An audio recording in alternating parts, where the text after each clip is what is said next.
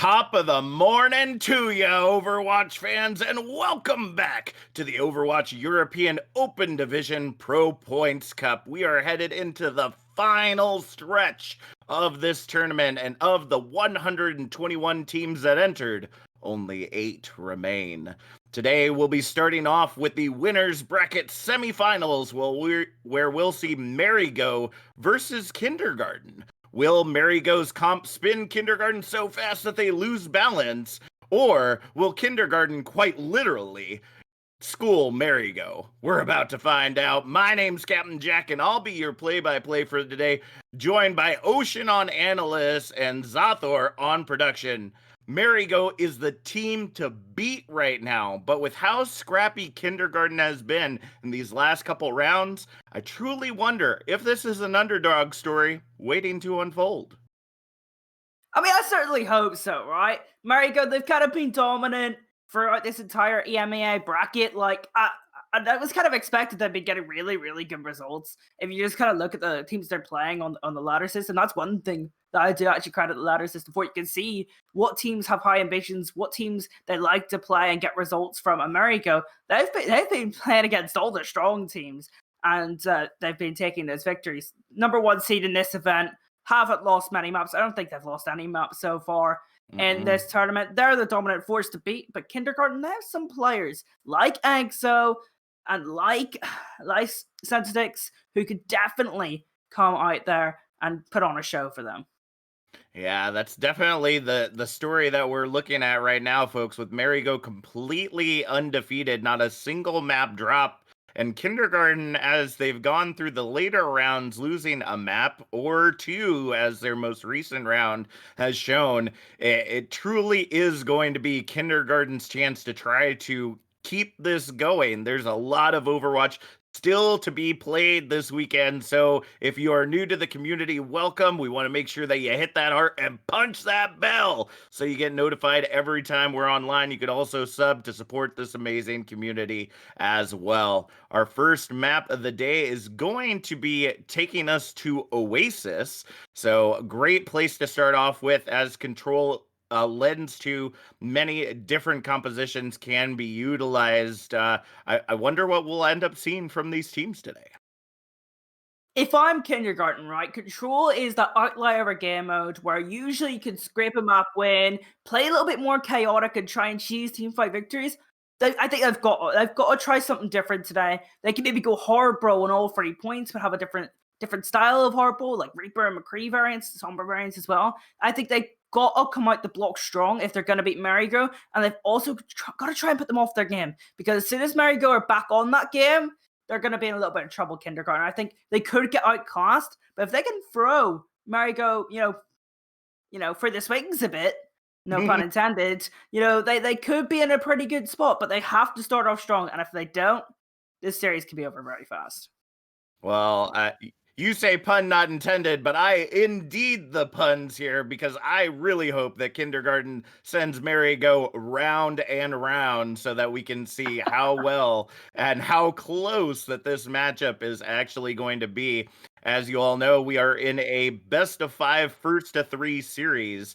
So whichever team ends up taking the first 3 wins today will go ahead and move on to the finals for this matchup in the winners bracket, and then the grand finals if they're able to complete that match as well. During this time right now, we have the other winners bracket semifinals going on right now, which is between Fourth Dimension and O1 Esports. And then in the losers bracket, we have OT Pog versus Fifth Dimension and Leviathan versus Hype. So they are trying to claw their way back in that losers bracket, trying to make it to those grand finals. So go ahead and pop off there in the chat. Let us know, which team are you rooting for to make it all the way to the end? I'm gonna be honest. I'm kind of leaning towards like a winners final of Marigo versus Fourth Dimension. I think that would be really, really cool to see. I feel like I would like to see that. I think both those teams are very, very strong and will give us the best matchup possible. Additionally, you want to stay in that winners bracket, because if you get to the grand finals, you get an extra map advantage in that first to 4 series. All right, so it looks like we have a correction here. Apologies, I'm new here, so trying to figure out how this is all working. It looks like our first map of the day will actually be Elios. Now, I love Elios, especially because of that big old well, absolutely boop central here on Elios. And it looks like that's exactly where we're going to get things started off. The composition that you will typically see on this map, including the hogs, the Orisas, especially after her most recent buff, and of course those Faras and Lucios trying to get all those boops, scoring those hole-in-ones, if you will, on this map to make it an easy day for point capture. Okay, I'm gonna be honest. Immediately out the block, right? This Wrecking Ball Diva composition is extremely difficult to run. I don't think they're gonna run the Baptiste, but that's gonna be a Zenyatta. And this composition, I really want to see how Ariel moves their support to get their supports into the fights for better Discord and make sure that they keep that backline moving. If Marigo could do that, they'll be in a really good, strong spot. But I like what Kindergarten are doing. This is a very interesting role composition where you can maybe isolate that Zenyatta with the Sombra, but they have to play fast and they've got to pick their target. This is going to be a really interesting first fight as well. All right, let's go ahead and see if they can make it happen. We already see Kindergarten taking control of the objective, trying to zone out Marigo as they try to wrap them around in this side room, but it doesn't look like it's going to be enough to hold Kindergarten down. Exo and the rest of the team are pushing out onto the objective as Marigo have already started taking control. First pick ends up coming in from Ariel. Double kill coming in from Ariel as they go ahead and clean up the objective with the rest of the team. Marigo will start their percentage climb. They've got to be faster. Kindergarten, you've got to be faster in that first fight. You're going to get caught mid-rotation by either a Tracer, an Ash Dynamite, a Wrecking Ball Pile Drive, and as soon as that happens, the Discord is flood in, the team starts brawling against you, against the brawl composition, and you're in a little bit of trouble. You've got to play faster, you've got to pick a target. I actually like the idea of switching to what would have been the Blackout Brawl back in the day. Instead of the Reaper push, you're running the Tracer, so you're aiming for those backline kills. After maybe, isolating yourselves, getting into the fight, you've got to go for that backline if you're running this Tracer Sombra comp. All right, well, Kenny Esion and Oakmont trying to essentially duel it out as Tracer's Pulse Bomb coming in ends up taking Exo right out of the fight as soon as they make it in. Weezy able to get that additional pick onto Byakugan, but it's not going to be enough for them to retake the objective. 50% in climbing for Marigo. Look at these ultimates. Both support ultimates, both tank ultimates, and that Bob available from Marigo. They've got so many options when it comes to this fight. This is one of those fights and situations where it's impossible to shot call for, right? Because there's so many options on the side of Marigo, and that makes things so much more difficult for Kindergarten. But again, this composition, you can roll with it, but you have to start diving with it. You have to get into the back line. Let's see what they can do. All right, the Bob gets thrown in as Oakmont is able to follow up onto Cookie, but that Bob is doing damage and holding control of that objective, and Marigo is just cleaning up around him. Sensotix falling on the high ground to that Bob, and it looks like we're headed into final fight territory as Marigo continues their climb. The good thing is for Kindergarten right now, oh no it's not, there's no good things left anymore, that's a late kill. I don't even think they're going to get a proper 6-on-6 fight, but they will get a touch, so they will have a chance. They might be able to get a self-destruct to stall this out, they might be able to put a couple of players under pressure and then maybe try and get a 6-on-6 engage with the EMP. All right, bomb coming out from Ariel as Kenny on coming in. The EMP, though, able to grab two, but the damage isn't there to follow it up. The Tracer battle in the sideline ends up coming out for Oakmont, but with overtime ticking away, they're not able to get back to that objective in time. 100-0 as Marigo take the lead on Elios. That was an absolute masterclass on how to play the Wrecking Ball Diva with the Mercy. It's a bit more poke-based, you've got to wait your turn. In that first fight, we saw, Kindergarten, they walked into the fight pretty comfortably. And then they were actually forced to make a rotation. They had to play fast, and they actually didn't really pick a target. They didn't get onto anything. I mean, the only immobile target realistically you could get onto was the Ashe of the Zenyatta. They couldn't find them, they couldn't get onto them, and they were just caught mid-rotation. Perfect timing in from Marigo on every single occasion. So that was extremely awesome to watch. And now they're switching their variant, right? They're going to the Brigida to give that Zenyatta a little bit more appeal on a little bit of a more open map, which there's a lot more flanking angles. That's going to help them a lot. And the McCree as well is going to be part of that backline trio that moves. It's now going to be more 4 players instead of 3. It's going to be Ariel, Bakugan, Crystal, and the Cookie moving around the map to try and stop Kindergarten from getting onto those backlines and getting onto those immobile targets. Well, Exo already starting things off by taking Cookie out of the fight, so their huge damage dealer is exactly where they need him to be, right in spawn. But Kenny Eon coming in on that Tracer is just a force to be reckoned with. The duo with Ariel just cleaning up the objective, and Marigo caps it and starts their climb again. This is going to become a rollover very, very fast. Of Kindergarten, don't start playing faster, focusing the correct targets at the correct moment, and actually just having better target priority. Maybe not even target focus. They've got to pick that pizza apart first, or try and isolate the diva. Maybe try a couple more flanks, try and get a cheeky hackle. They've got to isolate a target. You can't just walk into this backline and expect to get a kill. It's just early yet again.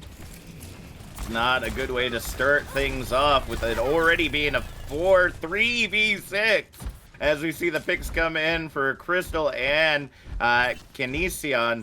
That's not going to be enough for them to push into this. 40% in climbing for Marigo. Yeah, very, very quick team fight. And when you're playing this sort of this dive brawl hybrid, I mean, usually you would say this was a brawl composition if you're running the Reaper, but again, you could also say it's dive focused if you're running the Tracer and you're going for the backlines. You're not playing fast enough. You're not going to get onto that backline. You're not even getting the right targets. You're not. But yeah, that initial pick. You get onto them, and already coming in, Crystal and Cookie grabbing the double kill, but Sensonic able to get the follow-up there. Will that create an opening for them to possibly take this back? I don't think so. Kinesion gonna go ahead and lock it down with Crystal once again as we head into final fight territory. Look, only 67 to the EMP, right? It's not working out for Kindergarten. They're not even getting EMP, right? Positives, though, they do have the sound barrier and the primal rage to try and get into the late fight. And if you have an EMP in the late fight, it's always winnable, but I don't see a way back. Look, Rally, Deadeye, Pulse Bomb, so many options for Marigo. All right, well, it looks like the Deadeye is hacked for now. If they can keep Cookie alive, they might be able to use it. At least Diva Bomb goes high, clearing the objective, but doesn't find the value that it's looking for. Cookie now popping out that Deadeye, looking to see if they can grab Wheezy, and will end up getting the follow-up there. But Control almost going over to Kindergarten. They might be able to turn this around, but no! They all abandon the point to chase off after enemies. And that is it. Marigo takes our first on Elios. It was dominant as well. I don't really think there was any moment of that map where you thought Kindergarten were setting the pace. They were in control of the matchup. No, Marigo dominated the whole way through. Kindergarten were caught mid-rotation so many times. They isolated themselves. And actually what that brawl competition is pretty good at is isolating a target. And if you can isolate a target in the Bull Diva, or against the Bull Diva, you're in a pretty good spot, but they weren't able to do it at any point. I don't really see this series momentum changing right now. They've got to play faster. They've got to pick out targets. They've got to focus those targets as well. And they can't just pick whatever target you want. You've got to have logical thinking. You've got to build up ultimates faster. We didn't see an EMP. Barely, I don't think, that map. I think we saw one in the last fight of Well. Yeah, That's not good enough if you're Kindergarten right now. You're playing against the number 1 seed. You're playing against the team to beat. Got to be playing better.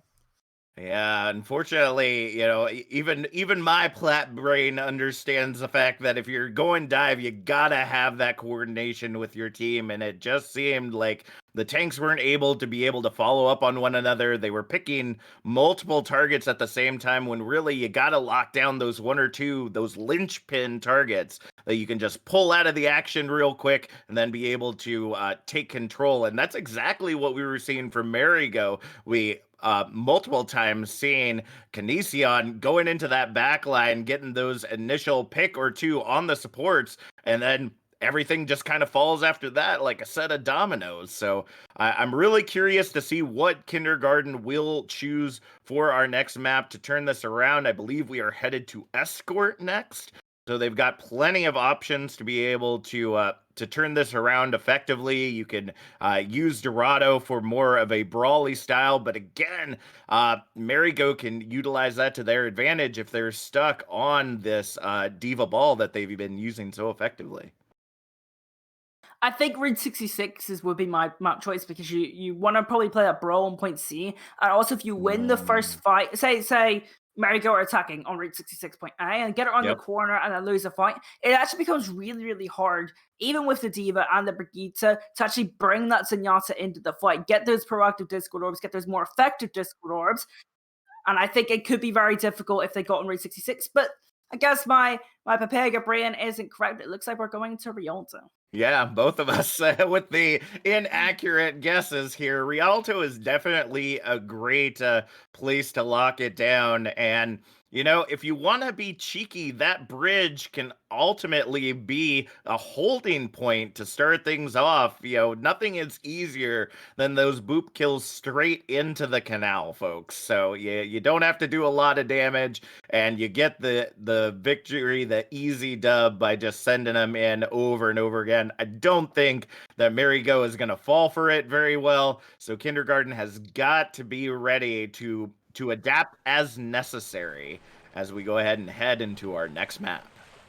I love the choice to defend first from Marigo. I think this is an instant way to win this series because their ball Diva composition, if they do decide to run it here, is very, very strong on point A. In general, there is a lot of full holds on Rialto as well because once you get into that courtyard, it becomes very, very difficult. And say Kindergarten do want to run this fast-paced dive composition or brawl composition, depending on how they play it, they can easily get caught out because they have to traverse a lot of area. They need to path really well, otherwise they are going to get caught in those open areas of the courtyard, and Marigo are just going to do exactly what they did on Ilios. So they've got to think a little bit carefully. They could try maybe a spammier variant of Brawl. That might be something they might try and poke players out of certain areas and then go for a target. Then that could be their way of isolating a target that they failed before. I think that's something that I would try if I was Kindergarten. Try and poke a little bit more and then pick your target that might be isolated. Try and force players into positions they don't want to be into. I think that's how they have to play if they're going to get back into the series.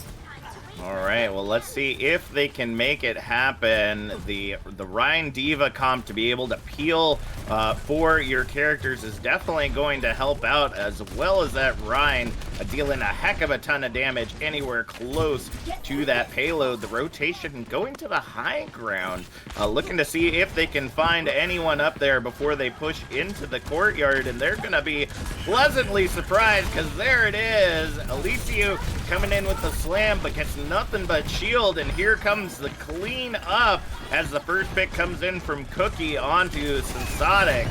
It looks like the trade might be coming in there, so it's a 4v5 right now as the payload continues to move its way in, but I wonder if they have enough damage to be able to take this courtyard area.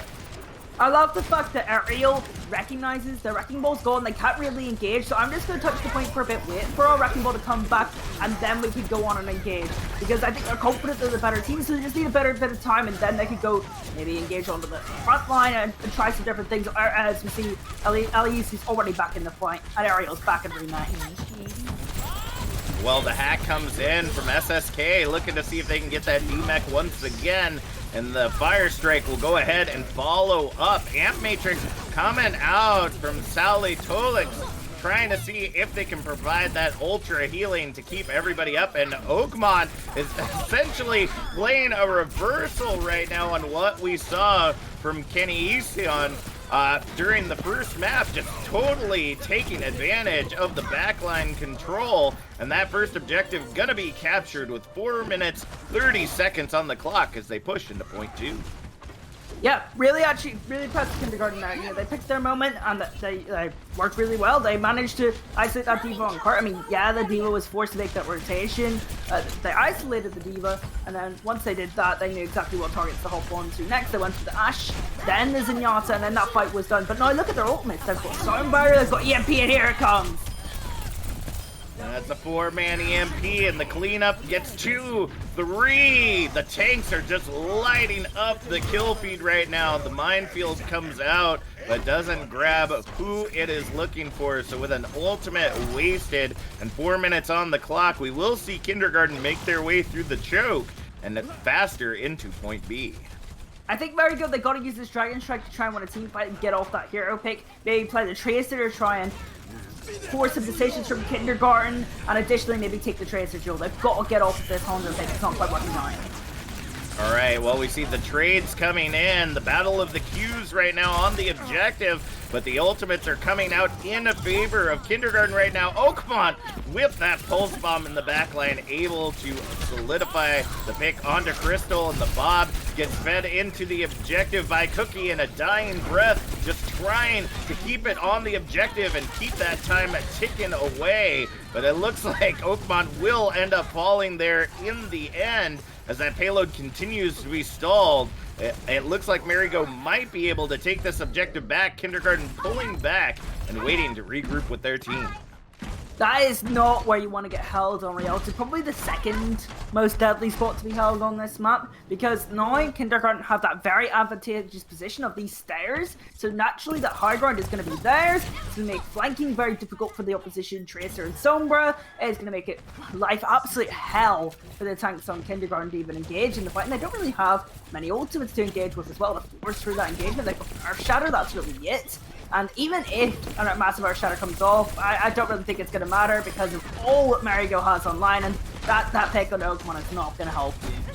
Kinesion just following up with that Tracer 1v1, showing the dominance that they have, and the additional pick coming in onto Aussie is just going to lock down this objective for now.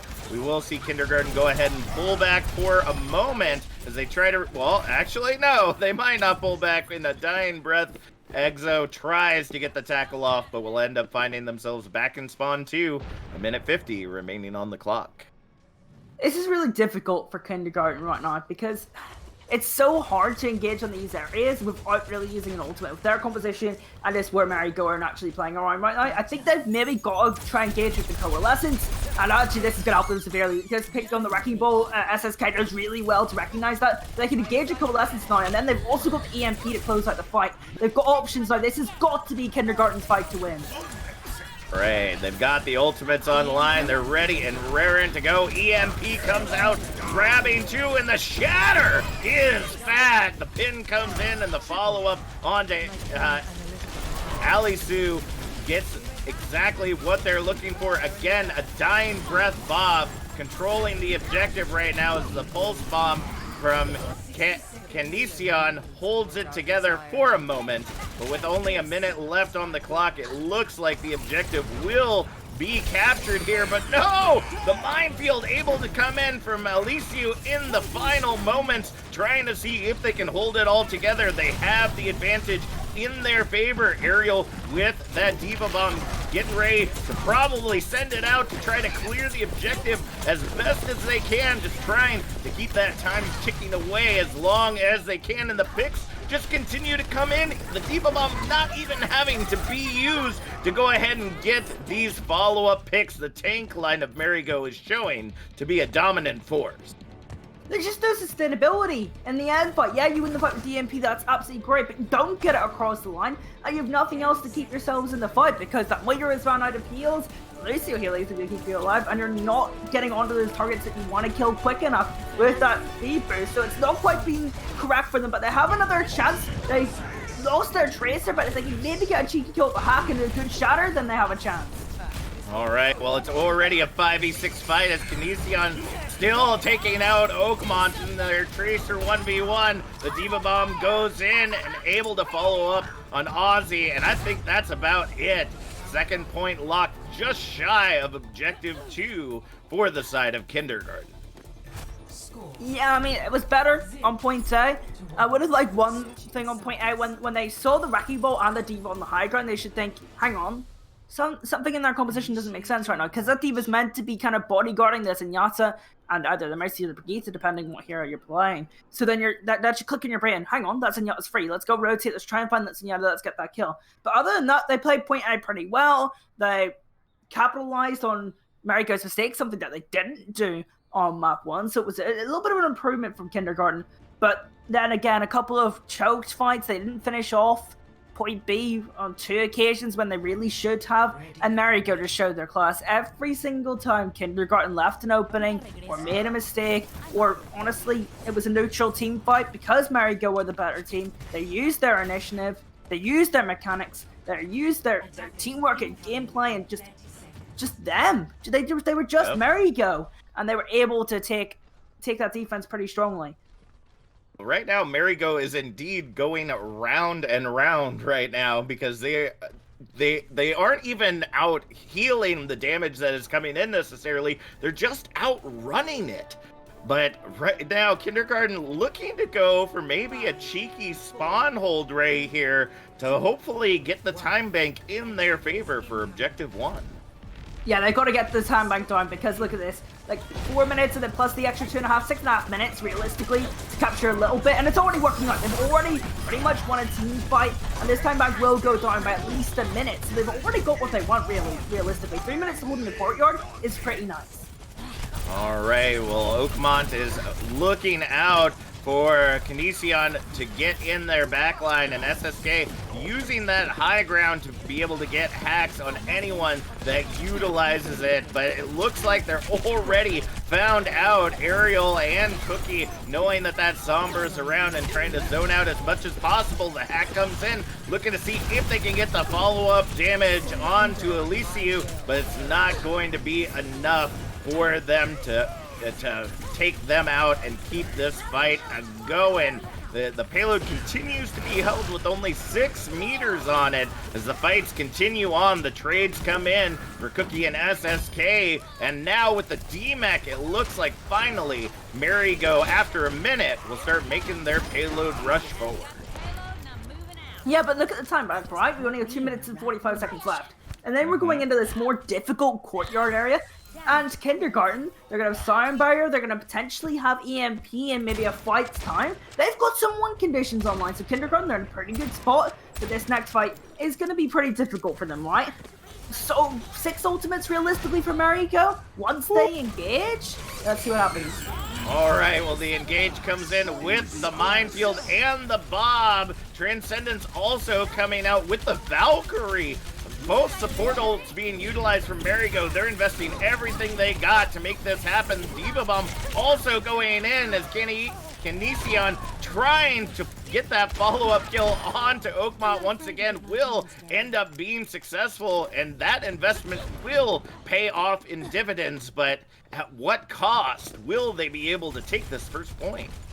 I don't really think that they can come back in for a recontest. They're going to certainly try, and if they can, they've got the EMP to win it, but they've got to get past the power drive and the transitioning from the Wrecking Ball. All right, well, the EMP does indeed come out, and the double kill comes in huge. Now the cleanup coming in from Kindergarten will allow them to continue to hold this objective with only, the Diva stagger. You love to see it. Minute 20 remaining on the clock as Kindergarten prepares for the next attack. That's the team fight they needed. They needed to actually just play quickly, make sure that Wrecking Ball couldn't get in position to displace them or disrupt them while they tried to get to the point. And actually, I think Elysiu was lit to that power drive, or at least to any sort of disruption on the Kindergarten. Now Kindergarten, they're defending the end of point A. They've got 2 ultimates to do, so to try and zone out their opponent or get some space. They're in a pretty good position. Marigo ultimates-wise, they might be able to get a bulb and a minefield before this is over. We'll see if they can do anything with those. Well, you called it. The pile drive gets the minefield in and blocks off any type of escape. Shatter coming in, grabs 2, and the cleanup coming in from Ozzy takes Cookie right out of the fight, as well as getting that DMAC. It looks like we will see Marigo retreat one more time as 30 seconds on the time bank remain. Yeah, that's a pretty good fight for Marigo because they're able to build up their Transcendence. They're going to have their Valkyrie as well to get themselves into the fight. So Marigo are pretty well placed, but Kindergarten, they can use the self-destruct to get space. They are not out of this yet. All right, the battle on the high ground right now between Oakmont and Crystal, trying to see if they can take that Zenyatta out early, but going to be unsuccessful. 3 picks coming in for Marigo as we get ready to head into overtime, but the feed continues to come in. Transcendence being popped from Crystal will lock it all down as they get that 2.5 minutes to push in to point 2. Byakugo there, a tremendous job. Like there's no other way to describe it. Tremendous job from Byakugo to make sure that Crystal stays alive, because that means they're gonna have the Transcendence late in the fight. If Elfball gets that kill under that Zenyatta, that means no Discord, no Transcendence for Marigo to clean up. Such a brilliant play from the main support to make sure that they keep the flex support alive. All right, beautiful place for them to hold it together. Diva Bomb going in from Aerial, or going in from Sensotix, actually. Ends up getting the pick onto Cookie. The res comes in, but I don't think it's going to help them out here in the least. As the Pulse Bomb takes down Elysiu early in that fight. The payload continues to move its way forward, but with Kindergarten holding the side room, I don't think it's going to be enough for this 4-stack to take it back until everybody gets back. Oh, EMP comes up huge. Sensotix able to get that follow-up onto Crystal and Cookie. And that's going to be it. A single ultimate to rule them all. And another minute and 15 seconds off the time bank. Yeah, they needed to use that EMP quickly, and they did that exactly that, which is brilliant. They kind of baited them in, let them take a little bit of space, and then EMP shut them down. You have no cooldowns to stop exactly what we're about to do. Marigo, they've got a couple of ultimates to work with here. They're going to just bulb in that room and try and push Kindergarten around. I like that idea. All right, the ball comes in, rolling to see if they can grab the value of pushing everyone out on point. Coalescence out from Salitolex, trying to see if they can keep that healing up for the team and get those picks. But Cookie ends up taking down Oakmont without that Tracer. It's going to be hard for them to continue to hold on, and there it goes in the favor of Marigo. The picks continue to come in, but with only 30 seconds on the clock, Marigo is at a disadvantage running into this next point.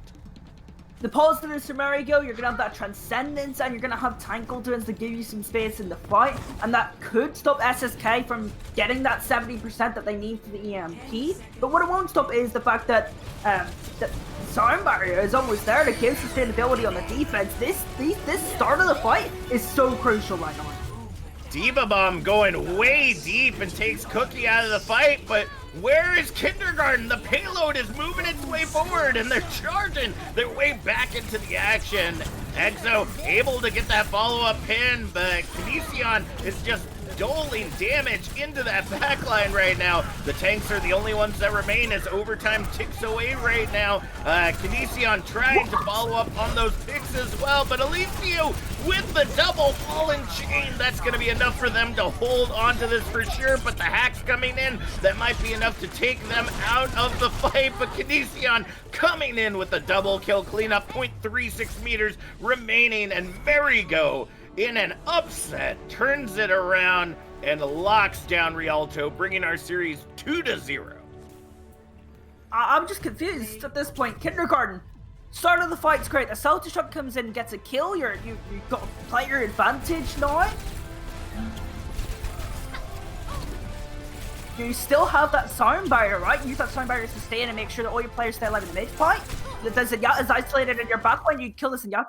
You've suddenly got a 5v4 advantage. You've used the sound barrier. You've got all the momentum on your side. And then at least you just kills 2. Both supports gone. Both supports are gone. And then from there, Marigo, they managed to ride the momentum and win the map.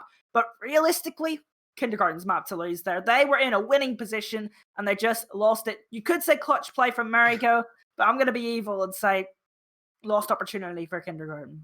Yeah, I can definitely concur with that. It was just so surprising to me that Kindergarten was so focused on that backline that they didn't leave at least one person to keep that payload from moving forward. And because of the positioning that Marigo were able to achieve there, it was just Kindergarten in a last-ditch effort, just trying to hold that objective together. So I agree with you there, Ocean.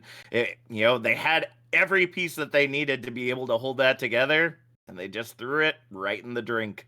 So This comes down to the final map, folks. But we're going to be heading to a short break right now, so be sure to continue to stay tuned. We'll be back with more Pro Points Cup action in a few moments.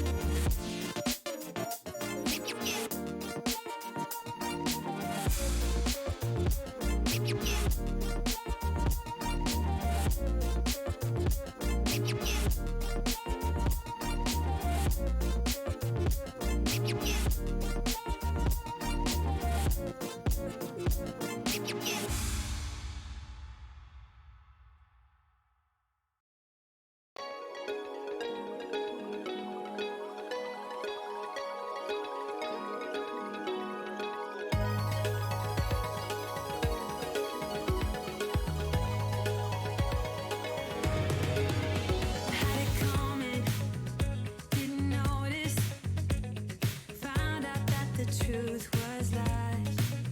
I wanna rewind. Isn't it obvious how we're gonna make this right?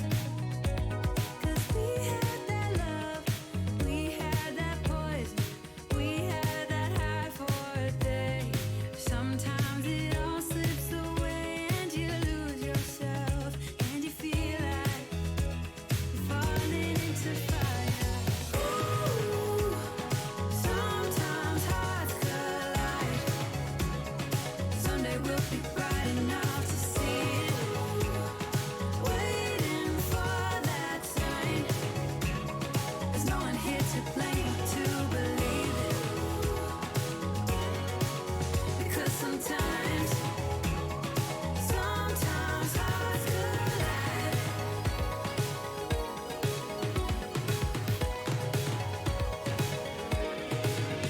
Can you hear me? Hear me calling. Separate my words from the pain.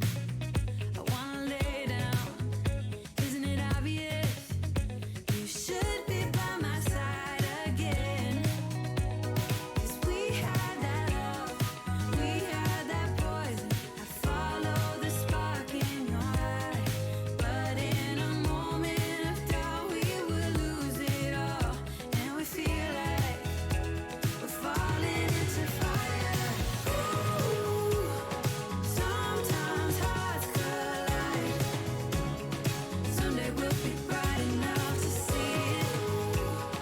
Waiting for that sign. There's no one here to blame to believe it. Welcome back, folks, to the European Overwatch Open Division Pro Points Cup. Goodness, that is a mouthful, folks. We have got an amazing match going on right here in the winners semi-finals between Marigo and Kindergarten. Marigo holding a strong lead right now against Kindergarten. This could be the final map of this match, and Marigo could go on to the finals, but do you hear it? In the distance, it may be a beep beep. Can the reverse sweep happen for Kindergarten?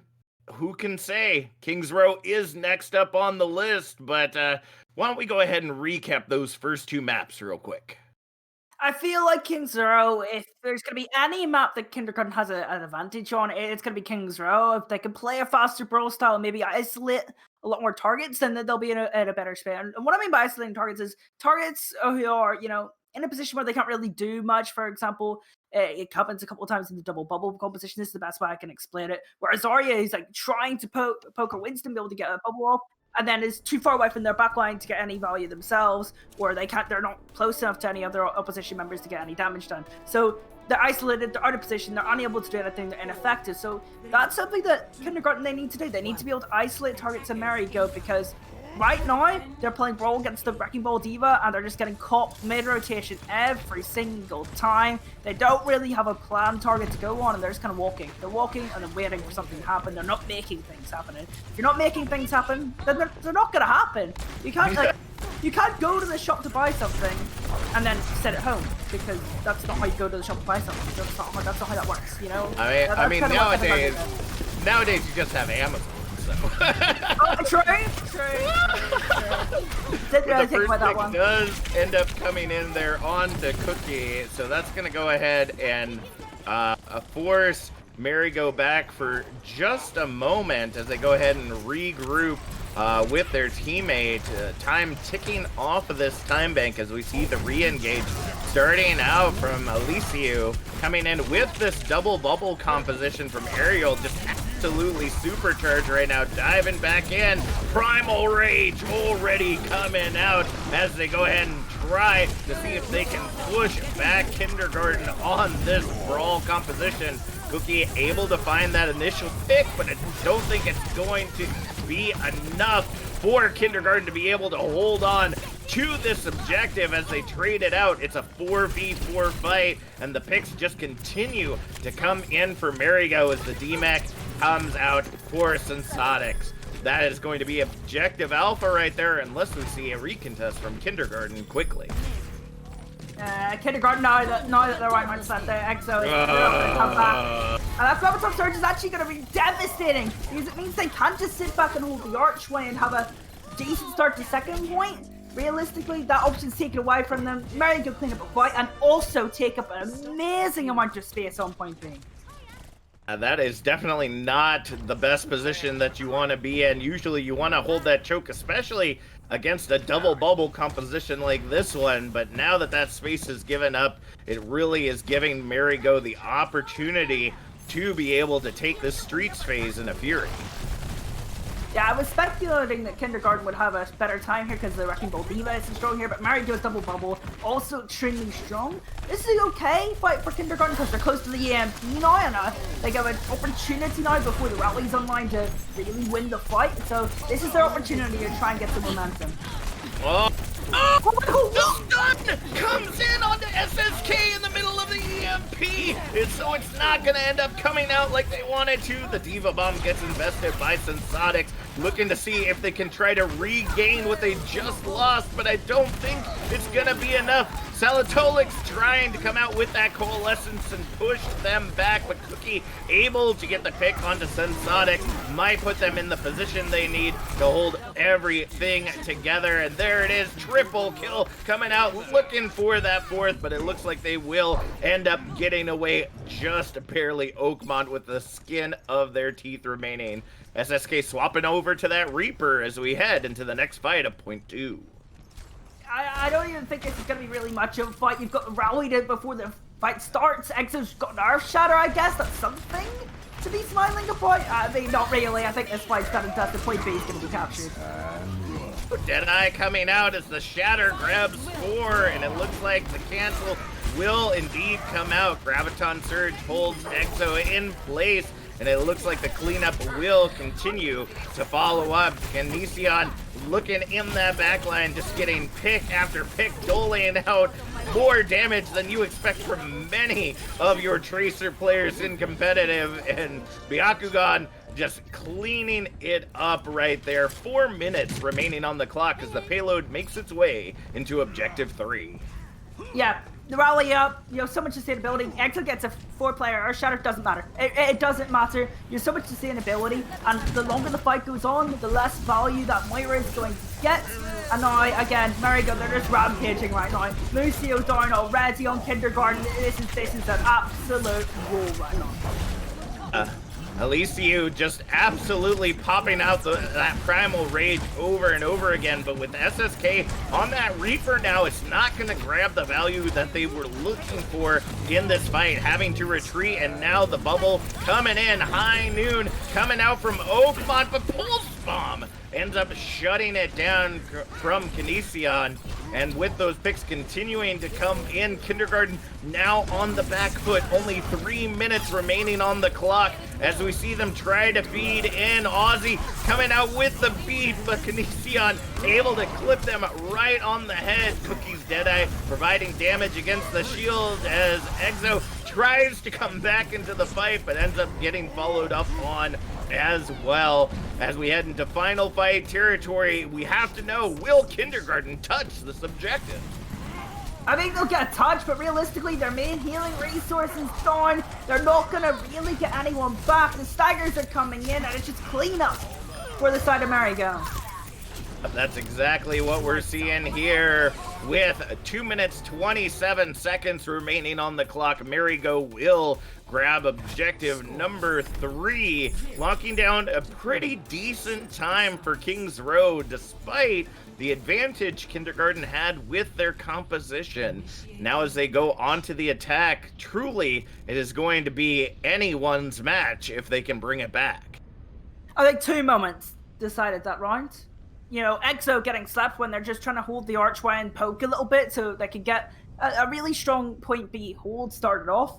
Right, EXO gets up, so then that means that Marigo, there's the gauge on them, go for the Graviton Surge, and then take so much space on point B, and that's what you want to do on point B, right? You want to have maybe leave 1 or 2 members on the card and go and take that space, poke, build your ultimates, and Kings Row at times could be a really, really hard snowball map, and that's exactly what it turned into, and it just got even worse. Kindergarten, their one opportunity to win a fight, that EMP, that was that one window of opportunity. Before backing on was able to get the rally, they had the EMP cancelled, gone, Yep. done. Round is over from there. I don't really see that snowball stopping anytime soon, and to be fair, it didn't.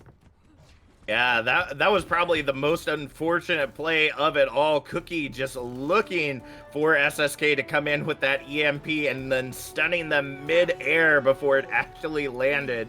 Provided a lot of space for Marigo to continue to push forward.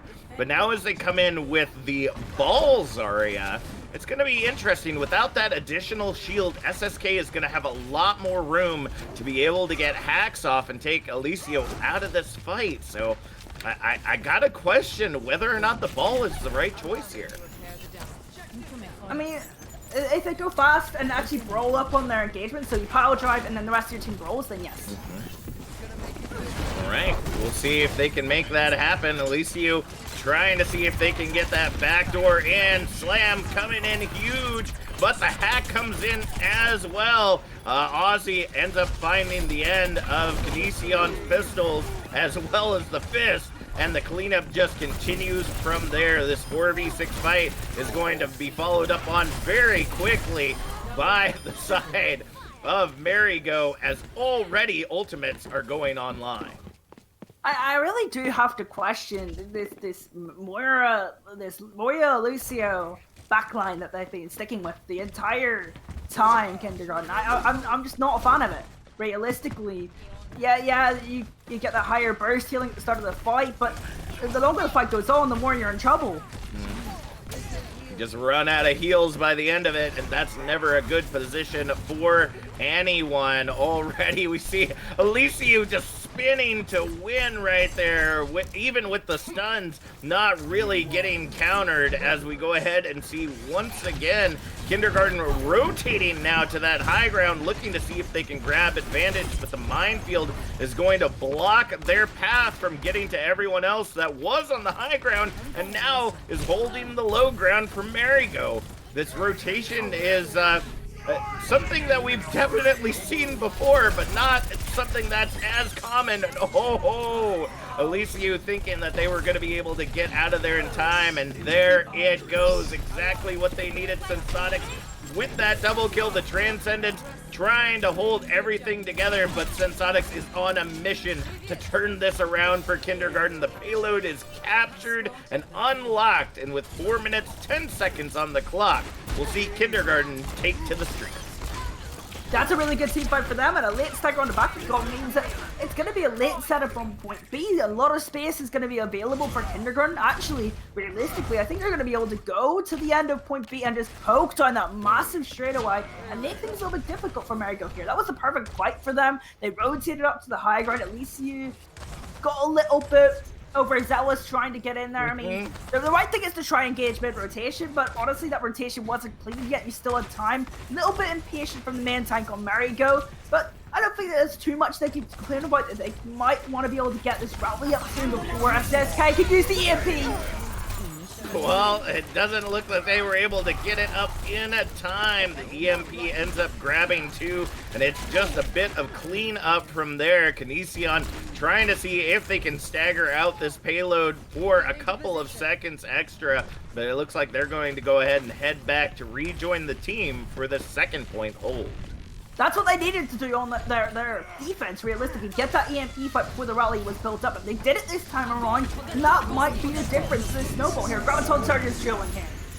Double grabs coming out, but Oakmont with the double, Cookie with the single. It's a 5v4 right now. The Transcendence does come out from Crystal in desperation to try to hold everything together, but it is not gonna be enough. Objective 2 is captured with 4 minutes 10 seconds on the clock, and Kindergarten might have just found their edge.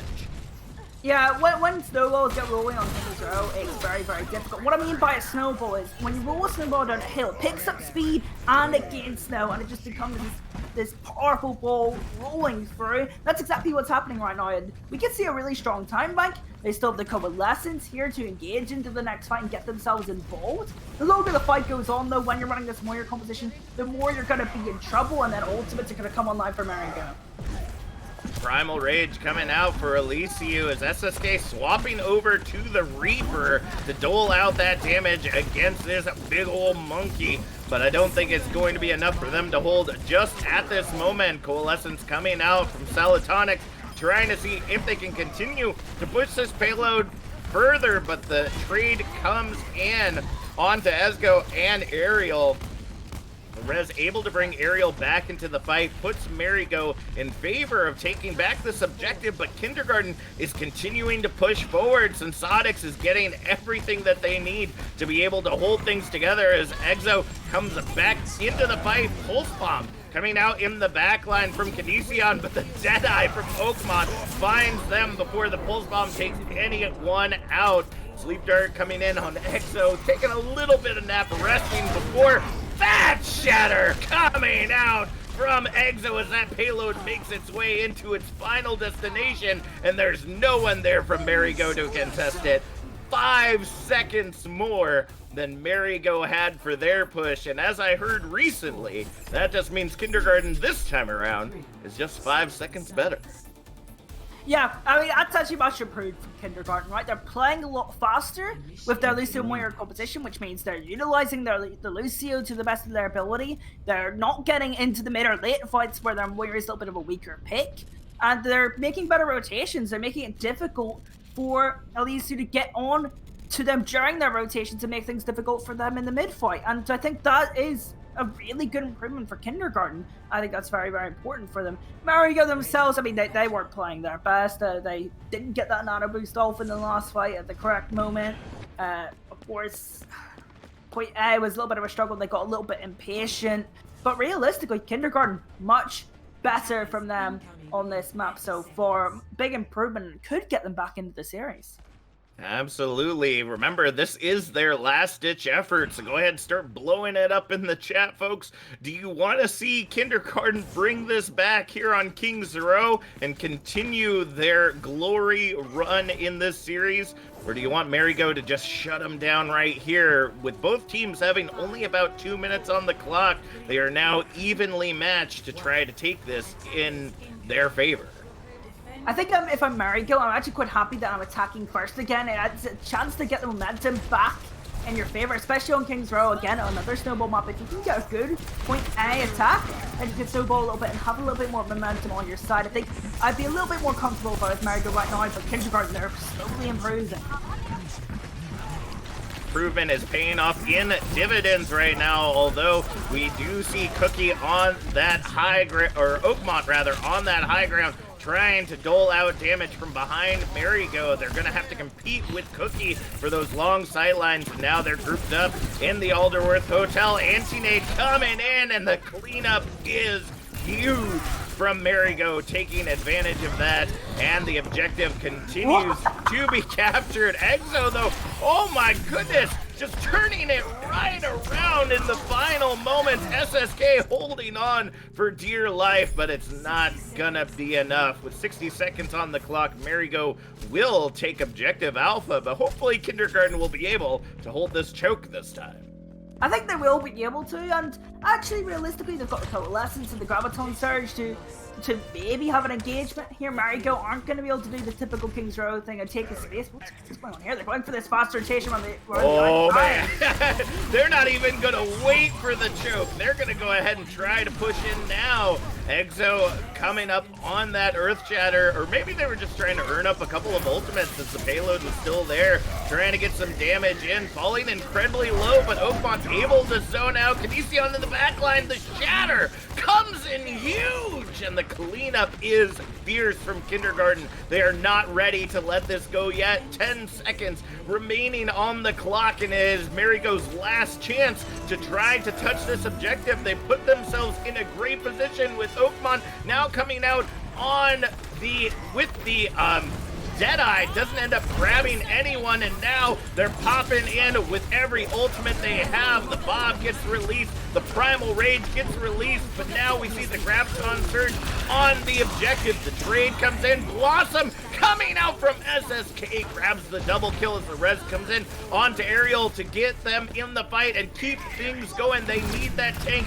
to hold everything together as Aussie trying to fight their way back, trying to find their way back to the objective fast enough to keep the healing up for the team, but Exo and SSK continue to get pick after pick in this choke area. The dive just isn't enough for them to hold on when with only 30 meters on objective 2, they will head back to the attack.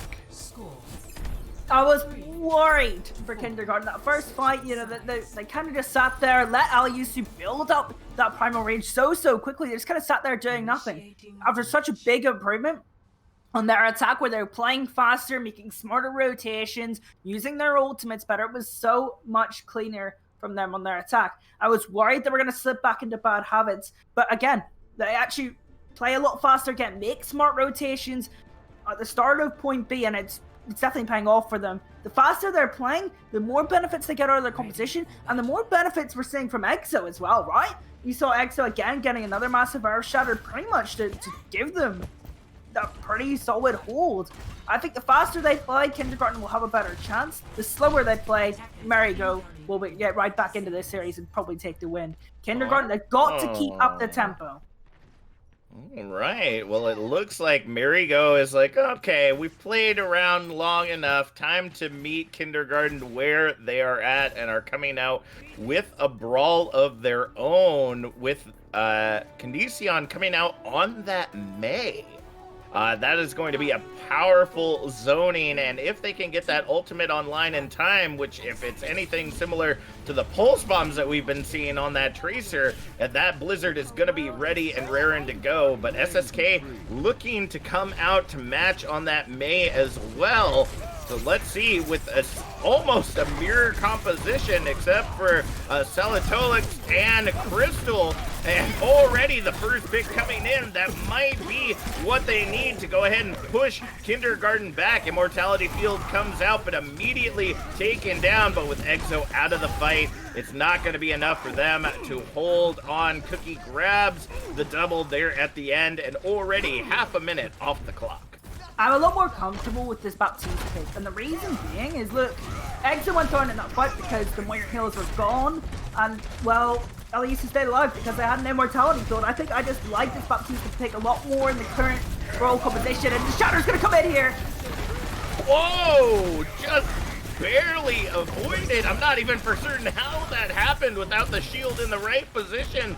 Just might have just been the angle right there. Amp Matrix now coming out from Crystal, looking to see if they can provide that damage. But right now, Kindergarten holding strong, but zoned out by the May wall. Alicio ends up falling in the fight. Both Mays going into their icicle forms, and Oakmon is a McCree on the edge. Double, triple kill, and the rest of the team cleans it right on up.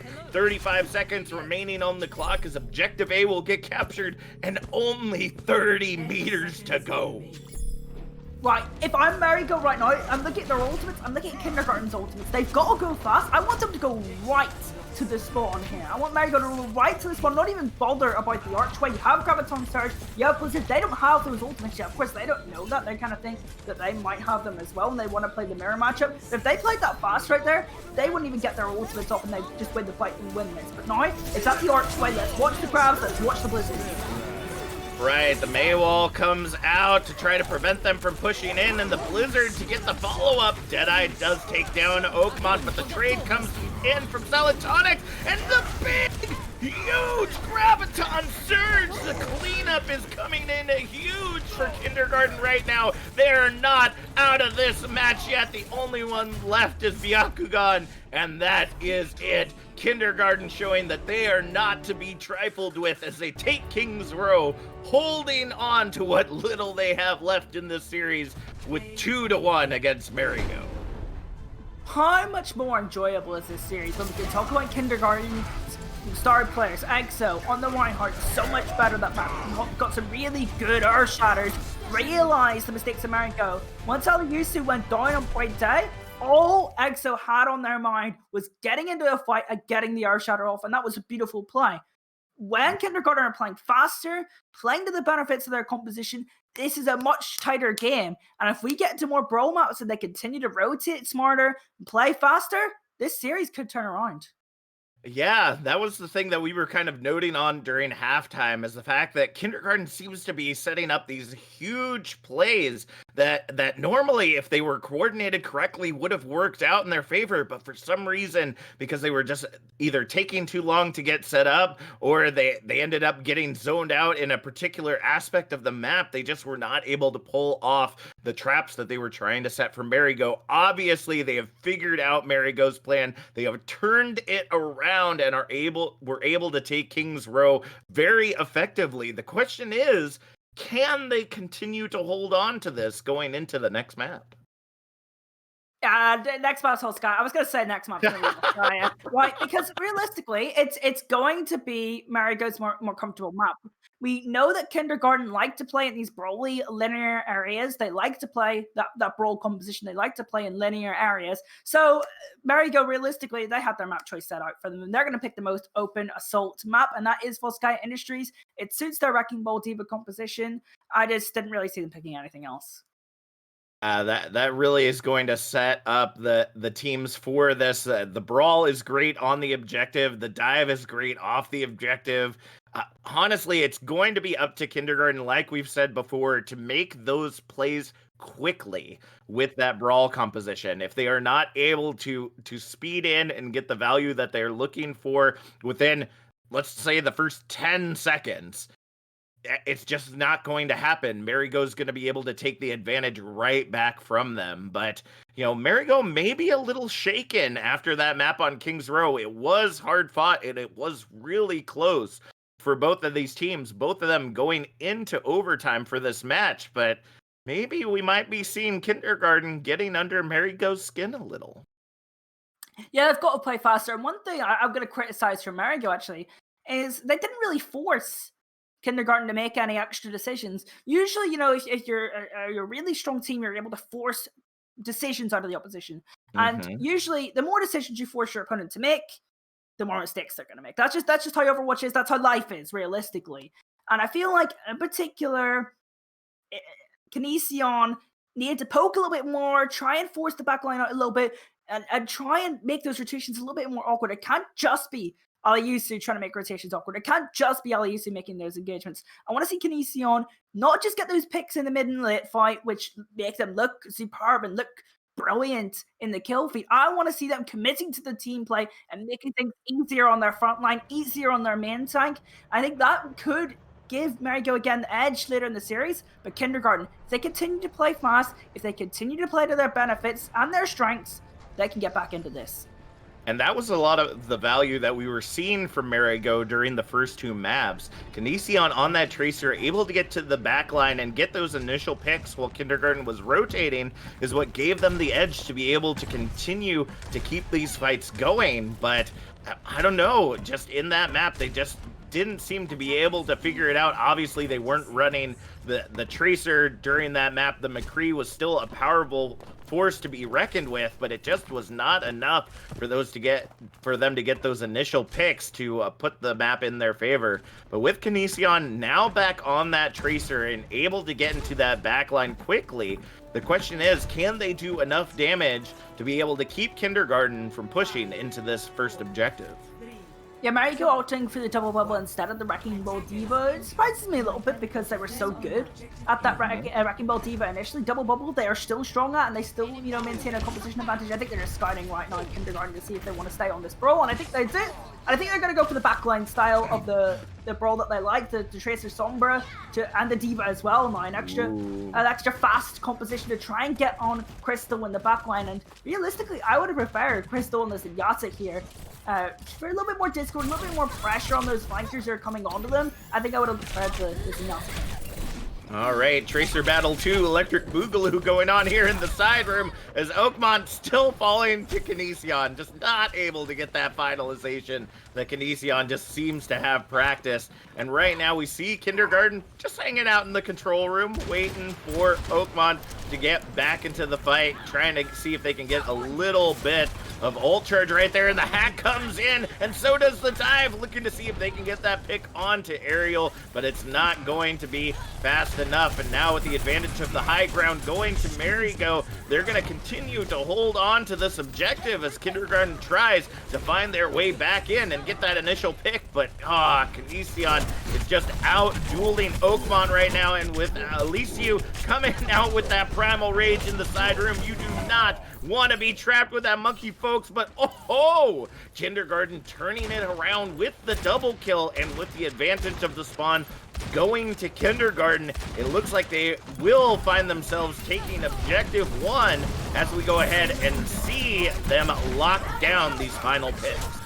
I'm so glad they just didn't sit on the point and let Marigo have that high ground. Otherwise, we'd be looking at a raid contest here. I love the proactive nature now that we're seeing from Kindergarten. They just walk up and take the team fight. But that isn't going to help. Lucio's dying.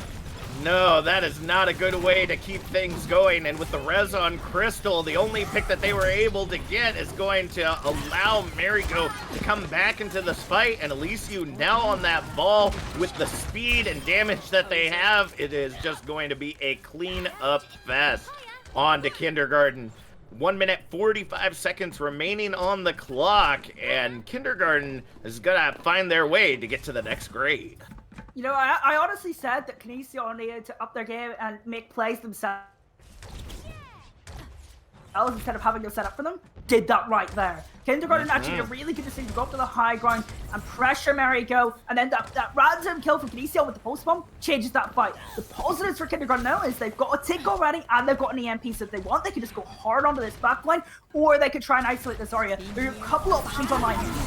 All right, the EMP comes out. Aerial and Cookie getting caught into it, but the picks are coming in for Marigo, not the expectation that they were looking for, and that minefield will just lock it down right there. Oakmont going for the quick respawn with the rest of the team as we are under a minute going into this objective. That was a superb nano boost from from Crystal, because SSK actually a really good EMP, get to the backline and the Zarya, so you're actually accomplishing both objectives I was talking about at the same time. But Crystal actually hiding on the other side is able to get the nano boost onto their ult tank and just win the fight for them, because that's where all the resources were being put into, because they were trying to secure the kill. Once again, we're finding that these rotations are taking a little longer than Kindergarten may like, because they just can't seem to lock down that high ground from Marigo. Now we're seeing the Bob invested into the fight, looking to lock down this objective. Graviton Surge comes up huge, but the beat holds everything together. The anti-nade comes in, but it's not going to be enough for them to hold this objective. Marigo end up falling here at the end. Crystal sitting on that high ground still, and looks like they're going to try to invest to touch the objective, but to no avail. Kindergarten will grab objective Alpha and add 3 minutes to the time bank as they head to objective Bravo. Yeah, usually I would be complaining about that double support ultimate, but I actually love the fact Kindergarten recognized this last fight. We've got to use our ultimates. It's all or nothing, and now they're actually still in the map. They're still on point B. That's a good thing for them, and now they could actually build up to the CMP and try and get a snowball rolling. It's going to be difficult, but the longer the fight goes on now, usually that doesn't help them. But they build an EMP, they'll be in a great position. Right, they are already starting to capture this objective, and the hack trying to see if they can find anyone right now to be able to get those picks. Alessio getting the nano and able to help with the cleanup there with Kinesion and Aerial, but now the return is coming in. EMP comes up huge, ends up grabbing Kinesion and Alessio, but it's not enough for Oakmont to be able to take them down. The minefield now coming out from Alessio to hold this objective a little longer, not a tick to be had by Kindergarten.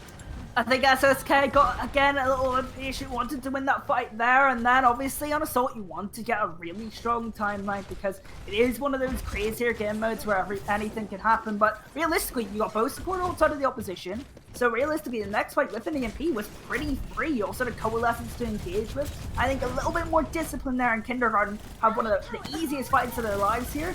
Now it's going to be just a little bit more difficult. They still got tools to work with though.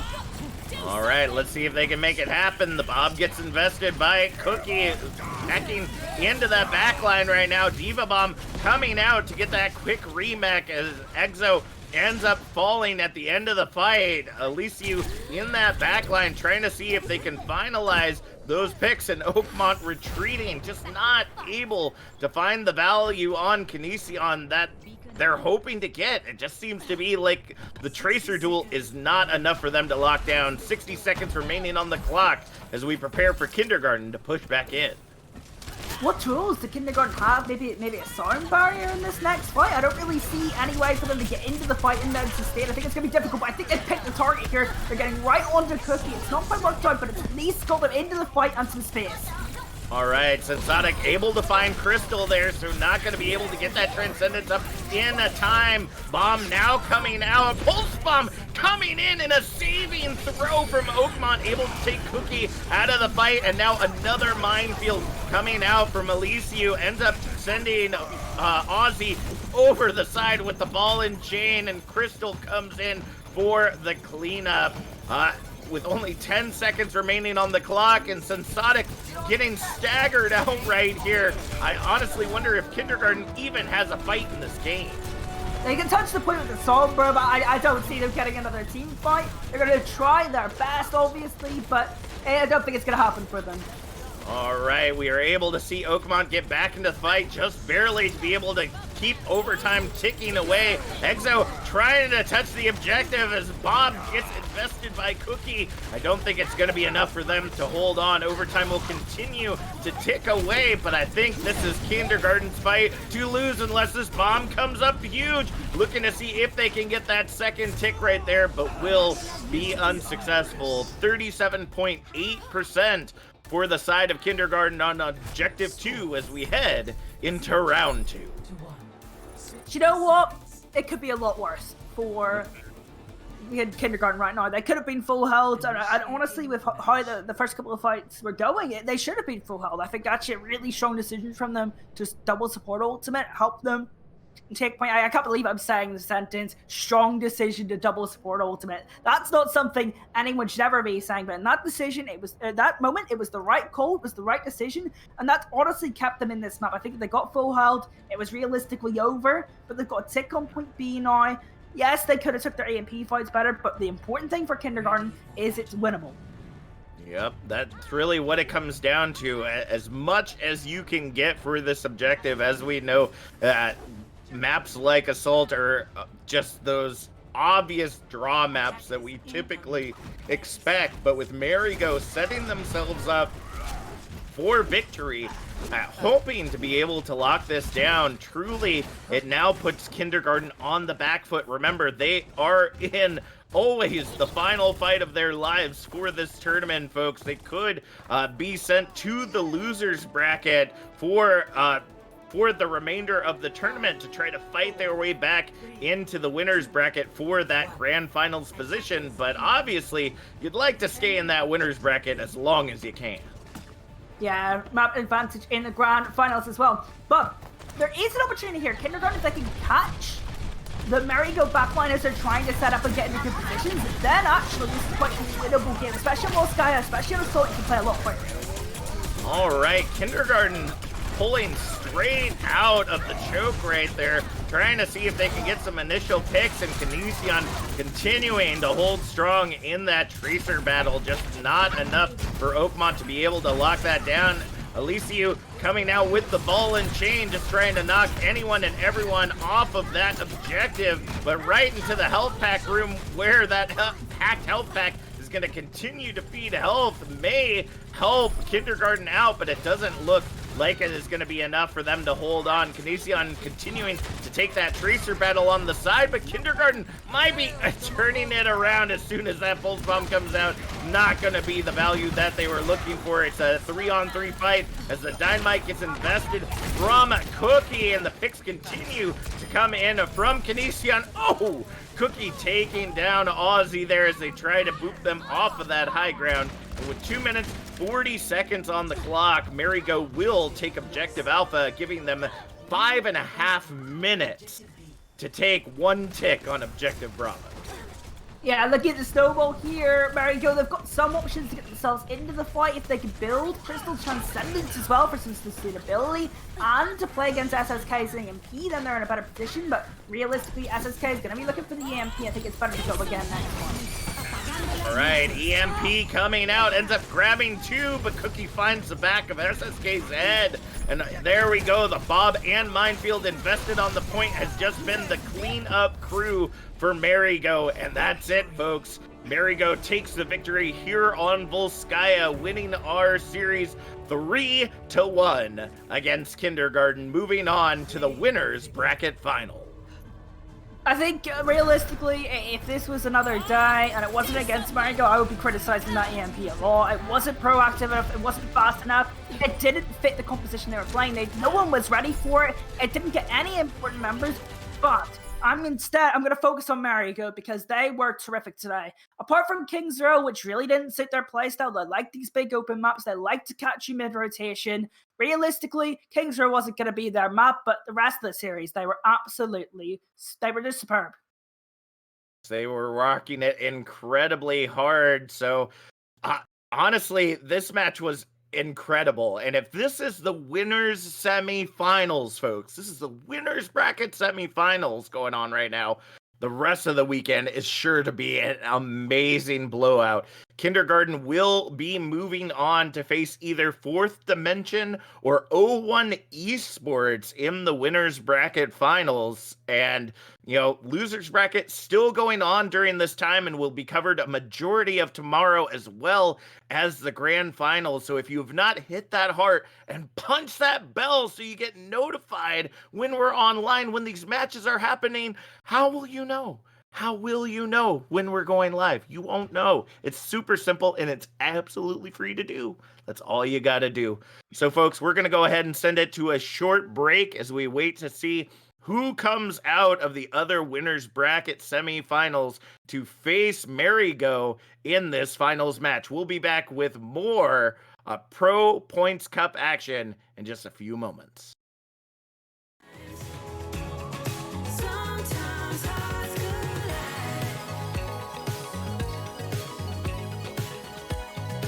Hearts collide.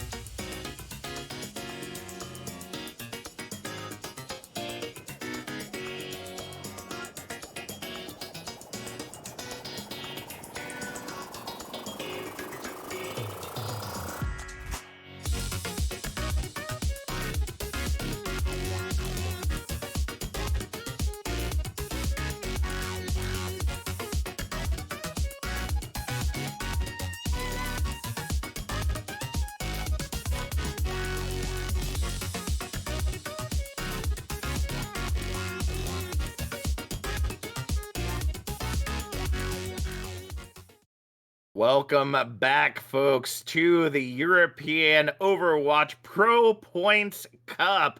This has been an amazing day so far. We just watched Marigo take down Kindergarten with their first map loss in their entire series so far, getting ready now to face off against the other winners semifinal champion, Fourth Dimension, who also just dropped their first map in this series. So I gotta tell you folks, this is truly gonna end up being anyone's game. As last time, my name's Captain Jack. I'm your play-by-play for this match, joined by Ocean on analyst and Xanthor for production. Now, Ocean, I'm really excited to see how this is gonna go on. We've seen Marigo continue to use kind of this meta dive, this meta double bubble that we have been seeing throughout various levels of Overwatch play. Tried to get countered by the brawl of Kindergarten and didn't really work out so well, except for on King's Row. But I believe you might have a little bit of unforeseen information for the folks at home about what we might be seeing going into this match. Well, if the teams are civil, we were looking at the match chat before. It looks like Fourth Dimension proposed a gentleman's agreement on a brawl mirror matchup. Hopefully, we get that. Both teams agreed, so that's one of you exposed if it doesn't happen. We are going to be starting on Lijiang first anyway, so you do see those sort of blackout brawl variants on Gardens anyway. And Brawl is pretty common on the other two as well. So kind of expecting Brawl anyway, but I hope we get that Brawl mirror matchup, because I think if it was if it was Wrecking Ball Diva or Double Bubble versus Brawl, I think that actually really favors Marigo. And Fourth Dimension, I think they're a really good Brawl team. I think they're also pretty good at a couple other compositions. This is going to be a really good matchup. All right, well, both of them right now are just not holding that gentleman's agreement as of right now. Maybe that is the mental game that they're playing outside of the actual game that's going on. But it will indeed be interesting to see what they finalize on. It looks like this might be what they end up locking in. The dive coming in for Fourth Dimension, and Marigo coming out with the Ball Diva. Well, the Fourth Dimension composition is technically a brawl, but it's dive heroes that are able to focus the backline in the mid fight. And Marigo, they're going to look to pounce on that as soon as that engagement comes in. All right, already we see Fourth Dimension getting aggressive against Marigo with the DMAC already coming out for Aerial. And now they're going to get hacked out as they continue to hold this bridge area. Marigo not able to make their way into the objective just yet, and it looks like control will go to Fourth Dimension to start off, but the fight is far from over. Yeah, pretty good start. You're also going to have control of this defensive area in and around the point. You're going to be able to build up EMP a little sooner and make the engagements a little bit tougher for Marigo, but they don't seem to let that distract them. They want to go in. They want to get into that backline. They're struggling a little bit, but again, the longer the fights go on, the more the your compositions struggle. But again, the longer this fight goes on, that EMP will come out from Disperse. That's true. Disperse getting ready to bring it online as Crystal does have the Transcendence, pops it out so that they can engage on the objective. 30% climbing for Fourth Dimension as the EMP finds 3, and the cleanup just comes right on in, but it is for Marigo. Grabbing the double kill, gets traded with NKZ, grabbing a double kill of their own, and now Byakugan using the rally to try to continue to sustain on the subjective, getting NKZ before the remech comes in, and it looks like this may be Marigo's chance to take the objective, but right now, Raven just continuing to hold on as a Tracer does. 57% for Fourth Dimension as Marigo takes control. Oof. Alright, Disperse, just kind of dispersing off the map. That was a great catch by our observer producer Zephyr. But now, into the next fight, Marigo, they'd probably have to expend a couple more ultimates than they'd like, but Crystal already up to another Transcendence. That'll help them, especially because they're going to need to keep that Zenyatta alive, especially when they're playing this brawl variant that likes to go after the backline or Fourth Dimension. It's going to be difficult. They're going to start off with the Coalescence, I believe, to engage. I think that's their best way into this fight. All right, so Kinesion already finding themselves back in spawn. thanks to the hop. Transcendence coming out from Crystal to try to hold everything together for Marigo in the side room, but that angry monkey is nothing to be trifled with when that Transcendence goes away. 42% and climbing right now as Ariel just trying to hold on to this objective for as long as possible. At the 50% mark, we will see control swap back over to 4th Dimension. I didn't really think it was worth mentioning, but Marigo, you know, they made a substitution really. We see Hero coming into this game instead of Cookie, and Cookie was really strong on the McCree, and McCree is a pretty good answer to the composition 4th Dimension is playing right now. And now you see Kinesion's not on that Tracer instead of Sombra, where she's got to kill now, so now the momentum could shift back onto that hero pick for Marigo. That's right, with Disperse out of the picture and that EMP getting ready to come online, Kinesion has the opportunity to try to turn things around. NKZ sends the bomb deep and takes down E-Wraith, but the trade comes in onto Braven. Now Elysiu with that minefield trying to zone out as much space from 4th Dimension as possible, and where they're sitting right now, it may not be a good spot for them to get back in. Disperse able to take down Elysiu, and control goes back in overtime to Marigo.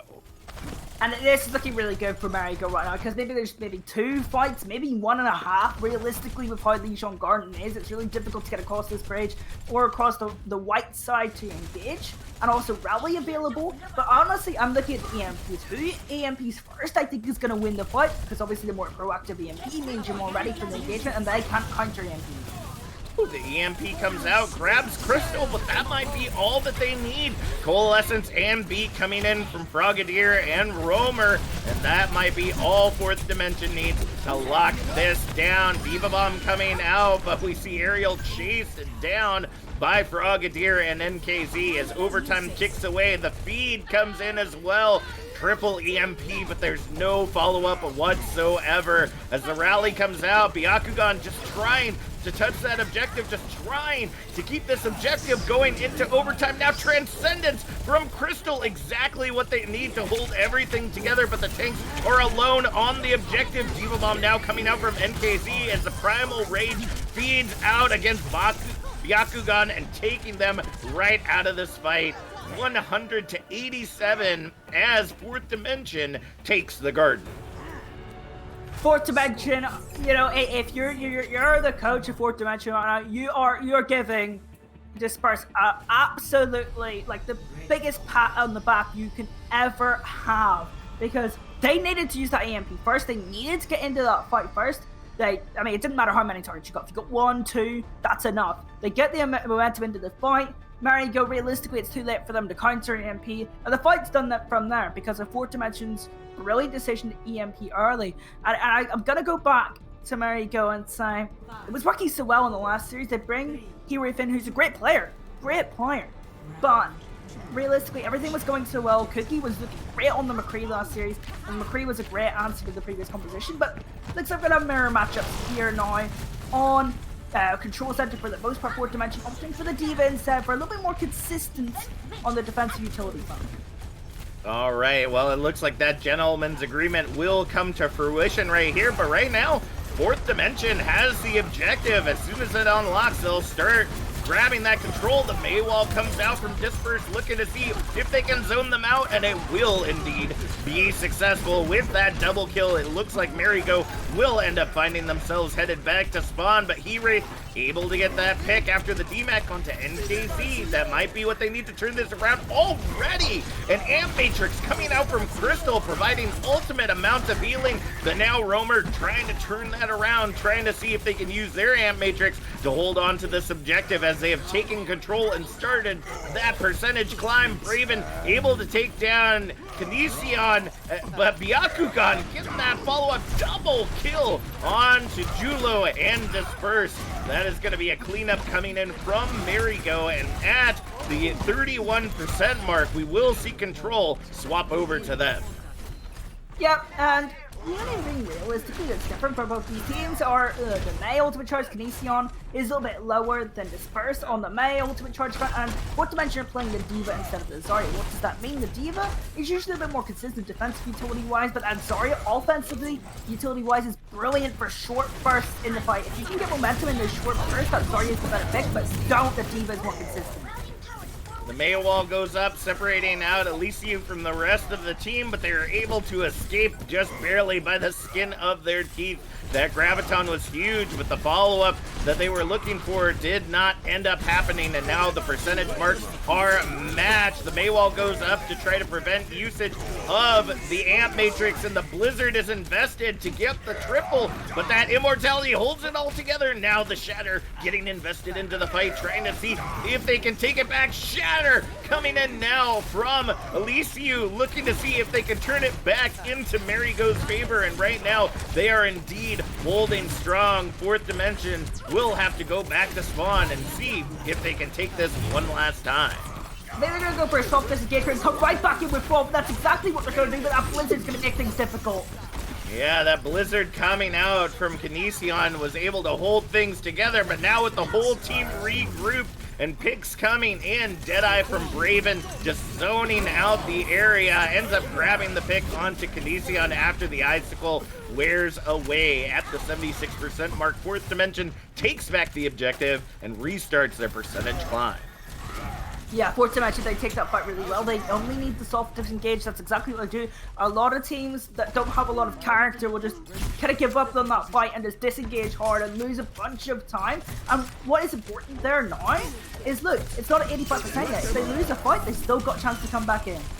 That is true. Deadeye coming out with the Amp Matrix from He-Wraith and Crystal. But Romare able to get that initial pick onto Kinesion. The tackle, though, ends up taking out Disperse as well. So with no maze on the field, we're not going to find the zoning that we were hoping for from both Marigo and Fourth Dimension. But since they've still got the point, they're just going to continue that percentage climb. Yeah, they've got the Sound Barrier as well in case they just get a little bit sticky. They can either keep it to the next fight or they can use it to go aggressive now. All right, the Maywall comes out trying to provide Marigo a little bit of room to breathe right there, and the beat gets invested by Byakugan, trying to see if they can find it. That Shatter coming in from Julo, trying to see if they can clean it up now. Disperse now in on the Doomfist as overtime ticks away. The Deadeye comes in, takes down He-Wraith, but He-Wraith grabs the double kill right before, and Kinesion with that follow-up might be enough for them to be able to take this back. Although the Amp Matrix comes out from Romare, it's not enough for them to try to hold on to this objective control going over to Marigo, and it looks like Fourth Dimension gonna go ahead and pull back for a final fight. They've got to pull back, but it's going to be a really difficult final fight. Graviton Surge and Blizzard online for Marigo. They can catch them out as Fourth Dimension try to get to the objective, and this fight could be over, but it's not done yet. Fourth Dimension, they still have a chance to get back into Control Center. All right, Ariel on that high ground. That Graviton Surge is ready and raring to go, catching them right in the middle. Here comes the Blizzard to hold it all together, but oh no! We end up seeing the boop coming in from Byakugan, almost providing Julo some space to breathe from that Blizzard, but it's not gonna be enough. Marigo not out of this fight yet as overtime ticks away.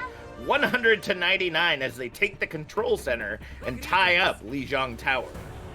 I'm now starting to wonder if that Sound Barrier from Frogadier or Froki was a little premature. You know, they were at their opponents, Marigo, were at 76%. You know, if they lost that fight, they could come back in again with the Sound Barrier against that Graviton Surge and Blizzard. Yes, I mean, it's not going to keep you alive for both of those ultimates.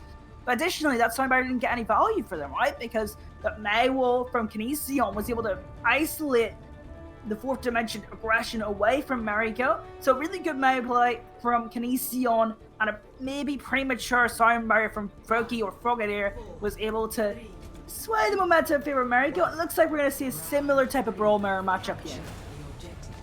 Right, the Brawl comes back out once again with He-Wraith using the Sim TP to get them to the objective just that much faster, and Marigo has already staked claim on this objective, but Fourth Dimension has the space to be able to make their way in, but without a Symmetra of their own, they might not be able to provide the damage they're looking for, but Braven catches He-Wraith out of position, and that is going to allow them the space they need to push right on in, taking the objective from Marigo. Immortality Field gets fed in, and the Maywall locking Marigo out of the objective and ends up allowing Fourth Dimension to take control. The shatter comes out from Julo, and the picks continue to come in. Byakugan sending Raven right over the side as they continue to hold strong, and the shatter is huge from Elysiu, but the beat getting fed in from Byakugan holds everything together for Marigo to take this right on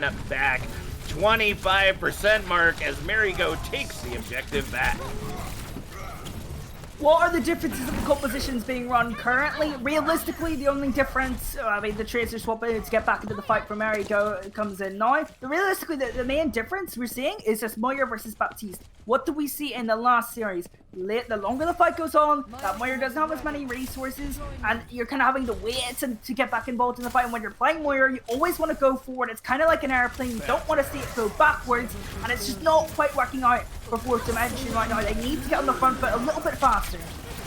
Roamer falling a little low right there as Pulse Bombs come out on either, or Pulse Bomb traded with the Diva Bomb going in. He-Wraith able to find Frogadier, but Elysiu out of that fight without that main shield presence. That might be exactly what Fourth Dimension needs to be able to take this back, and Braven has got their sights on everyone now. Julo able to get that follow-up onto Ariel, and it looks like Control will go ahead and swap back to Fourth Dimension. The stagger continuing to tick up that percentage, but at the 46% mark, they will retake control.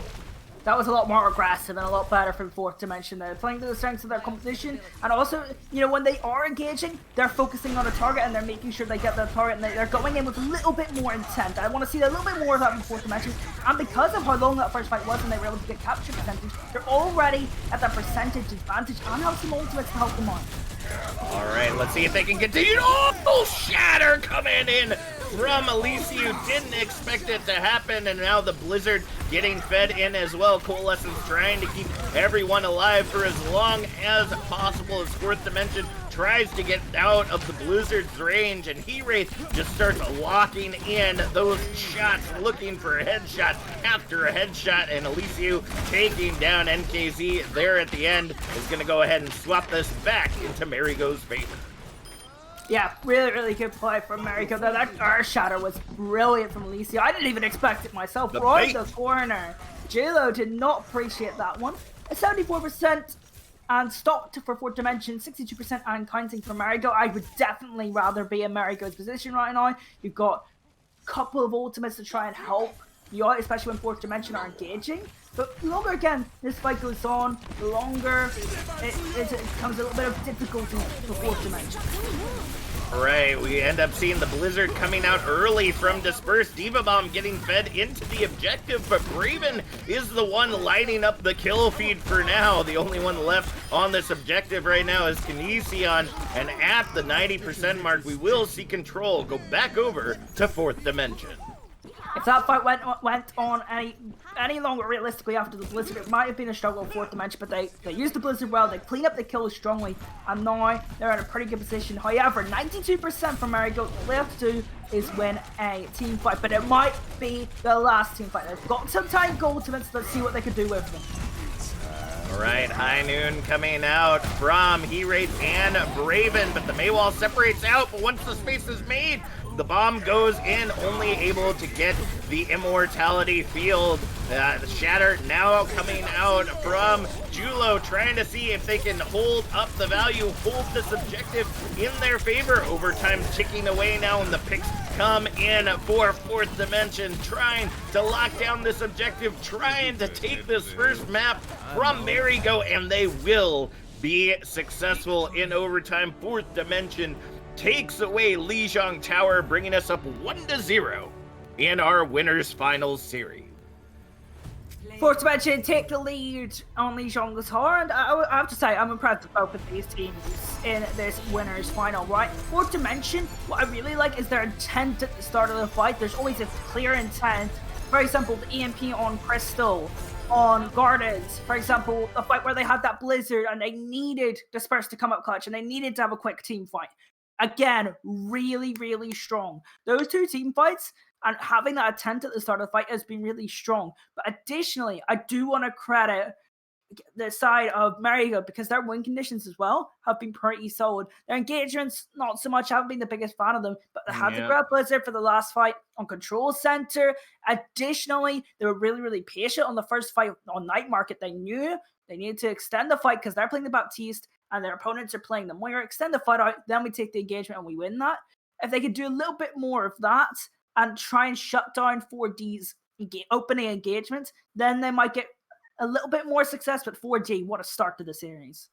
Yeah, that's definitely something that we are seeing locked down here, and we do have some updates. Remember, there are also the losers bracket first round of semifinals going on right now as well between OT Pog and Fifth Dimension, and the score is in from Leviathan and Hype, and Leviathan has been eliminated from the tournament. Hype will be moving on to the second round of losers bracket semifinals to be facing off against either Kindergarten or O1 Esports. So we'll be hoping to get you some more. Well, actually, that match will be happening tomorrow, so be sure to tune in. Remember, heart, bell, subscribe if you can, all that good jazz. But Fourth Dimension, just an absolute showing here, and these two are really just kind of butting heads one against the other. Marigo trying to stall out for the long game, but Fourth Dimension just really speeding things up, literally pulling a merry-go round on Marigo for this match between what we saw with them and Kindergarten. It just seems that their speed is on top. We're headed now to Watch Point Gibraltar for our next map, and that is going to allude to a lot of Marigo's strengths with those dive compositions that we've been seeing coming out. Yeah, we're going to either see Double Bubble or Ball Diva. And I kind of want them to make that mix up because I think that's important. Play on a more open map, play to their strengths from the previous series. However, what I will say is this is not a game against Kindergarten. This is against 4D, and we know immediately right out of the box that 4D, they have intent when they start the fight. They are making decisions well, and additionally, they're a lot faster and a lot more proactive than Kindergarten were. Kindergarten, realistically, were only playing to a good pace on King's Row. 4D will be a lot more consistent than that, and I think this is going to be a lot tougher of a test. However, this still plays the Marigo's strengths. It's a lot more open, a lot more dive heavy. I'm just concerned of what dive they're going to play. I think Double Bubble is the better choice for Marigo, but I could see them also running the Bull Diva. Yeah, I think that's going to be the big advantage for Fourth Dimension here is the fact that they're going to be able to match Marigo pick for pick on composition, it seems.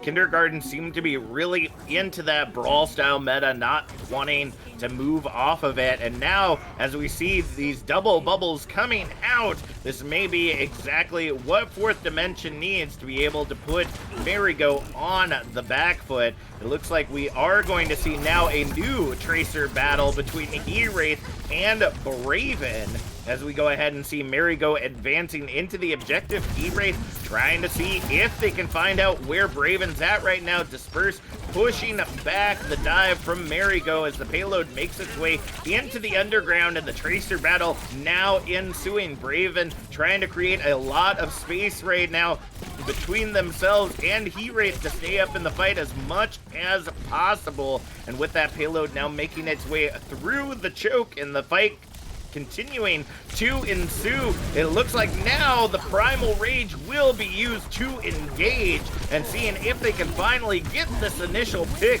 onto Fourth Dimension. The Nano also now getting invested onto NKZ. That Zarya is supercharged and beaming everyone and the mama down as they go ahead and clear the objective of Marigo. A couple of picks for them as well, but the spawns are now in Fourth Dimension's favor. What I really like about how 4D are playing this composition is they've got a little bit more poke with the Echo, so they're being a lot more patient and waiting for their win conditions to come online. For example, on Draco, Nano Boost on the NKZ. As soon as they try to put pressure on NKZ, easy kills for them. Marigo, they've got a couple of ultimates themselves. They've got that Nano Boost to try and open up the fight. Let's see what they can do with it. All right, they're already on that high ground looking to get Julo off of it. Licio trying to fight it out with all that distance damage as the dive comes in, but Sleep Dart from Romer ends up holding everything together, and the Graviton Surge utilized to try to keep them on that high ground. Deadeye out from Kinesion, doesn't find the value it's looking for, and Marigo gonna have to go around and find their way back to spawn for another fight. Yeah, the Spurs cleaning up those kills at the end of the fight. I mean, Frogadier's gonna have a little bit of extra time to get set up, coming back with one with pizza, but there's still players in the fight for Marigo trying to keep it alive, and I don't think this is really winnable for the spawn advantage. They have the current player advantage. Yes, though, for pizza right now for sustainability, it's still gonna be a difficult fight to stay in, but it looks like they've managed to do it. All right, He-Wraith on that pulse bomb, looking to see who that target's gonna be, and there it goes. Romer is at the end of those guns, and the pulse bomb comes out, but oh! MKZ able to bubble at the final moment to keep their healer protected, and despite the supercharge, Aerial melts down Disperse and NKZ. The payload makes its way into Objective 1, adding 2.5 minutes to the clock, giving them 3.5 minutes to push through the bunker. This is a really, really interesting map of Gibraltar. Can't believe I made that one. No, we're just so used to seeing King's Row all the time. Yeah. Even though this is Escort. But this point B, if you win a fight as the defense, you get to hold on that aircraft in the middle, and that's going to make things really difficult for the offense. So even if Marigo can just get one clean fight win, that time bank of 3 minutes will go down very, very quickly because it's so hard to even get a fight on point B. But Marigo, they're keeping the train rolling right now. Right, and can I just give a little bit of love to Romer right there? Our producer has been catching every single sleep dart that is coming in, and it is just absolutely beautiful to see an Ana so on point to be able to defend themselves with those sleeps. But now, Fourth Dimension looking to move their way back in and hold it together. Kinesion coming out with the Deadeye, but Braven finds the pulse bomb onto Aerial. The trade comes in, and it's a 5v5 fight. Kinesion falling down now from the high ground, not going to have the advantage that they once had, and it looks like Disperse and Fourth Dimension will go ahead and push Marigo back for another round. This is where it gets difficult for Marigo. This is where the test of how their rotations go, the test of, honestly, vigilance as you're trying to get into point for Gibraltar, because, look, Fourth Dimension, they're going to set up on this aircraft, they're going to have the poke advantage, they're going to have the positional advantage, and Marigo, they've got to out-rotate, and they've got to try and pressure Fourth Dimension as much as they can. Oh, there's a lot of monkeying around on this field as we see Disperse coming in with the Winston duplicate. Braven able to get that follow-up onto Aliciu, and that, I think, is going to be, oh, maybe not. Kinesion able to bring it back by taking Disperse out of the action, and now it's a 4v5 fight. Although they do have the spawn advantage, that payload doesn't have far to go, and Kinesion is coming up on that Deadeye. NKZ able to get that follow-up kill onto Aerial, and the Primal Rage now gets sent out from Julo, trying to combat against Aliciu. These monkeys are angry and chasing one another around this map, just knocking anyone and everyone away. The Nano ends up getting invested into Aliciu, but gets antied, grabbed, and melted down to scrap metal, sending them right on back to spawn for the final minute of this round. That was always going to be extremely difficult for Marigo, but they started off the fight really strong. They got into the fight at Fourth Dimension. Credit to them, they realized what their win condition was, and that was going to be that Graviton Surge and Pulse Bomb combination. They waited for it to get online, they put all the resources into getting it online, and as soon as that Nano Boost went on to Aliciu, it just wasn't even going to save them from all the resource and damage they were putting into that Winston. That is a great way to start things off. Already a 5v6 fight with only 20 seconds on the clock. Fourth Dimension has this hangar locked down right now, and Marigo has one final chance to be able to see if they can push it into objective number 2. Aliciu taking a nice little nap once again, thanks to Romer, as they try to make their way into the objective, and now overtime is ticking away. These are the final moments. The Deadeye comes out, but NKZ able to get within range with that supercharged beam and take Kinesion out of the fight before that Deadeye finds the advantage that Mary Go was looking for. I think that's going to be about it, folks. Elysiu and Crystal falling at the end of this fight, and round 1 is complete with 74.62 meters for the side of Mary Go. What I actually really am interested in is how these nano boosts are being used, right? You know, we're seeing 2 different styles of nano boost usage, right? We're seeing Marigo, who are nano boosting the Winston early in the fight to try and have targets move about, spread about, and create more openings in the mid fight and late fight for their players, right? And that's I usually prefer that nano boost choice in the double bubble composition. But what Fourth Dimension are doing is they're using their nano boost primarily on Zarya and KZ and trying to clean up late in the fights. And that's really interesting. They're saving, like, they're using nano boost in the late fight on their off tank, whereas Marigo, they're using nano boost early on their main tank to try and create opportunities for the mid fight, whereas Fourth Dimension are using it for cleanup. So that's a really interesting thing to know. All right. Well, it looks like we're going to see pretty much the same mirrors that we were seeing before. It looks like Kinesion will be trying their hand at that Echo, really one of probably the most powerful characters in Overwatch right now. So if you've got the Echo on lock, you really can make or break these fights. But Fourth Dimension, I imagine the Symmetra is just for positioning, but yeah. I mean, it's a TP could be across. an interesting pick. It's TP across over to the other side of the bridge, and then they're going to walk across the bridge with the Zarya to get a little more space. Let's go straight across. Like, look. There we go. Ah, beautiful. See, I'm new to this super high level of play, so when I see Symmetra, I really think they're going to do it. It would be funny. Right. It would be funny.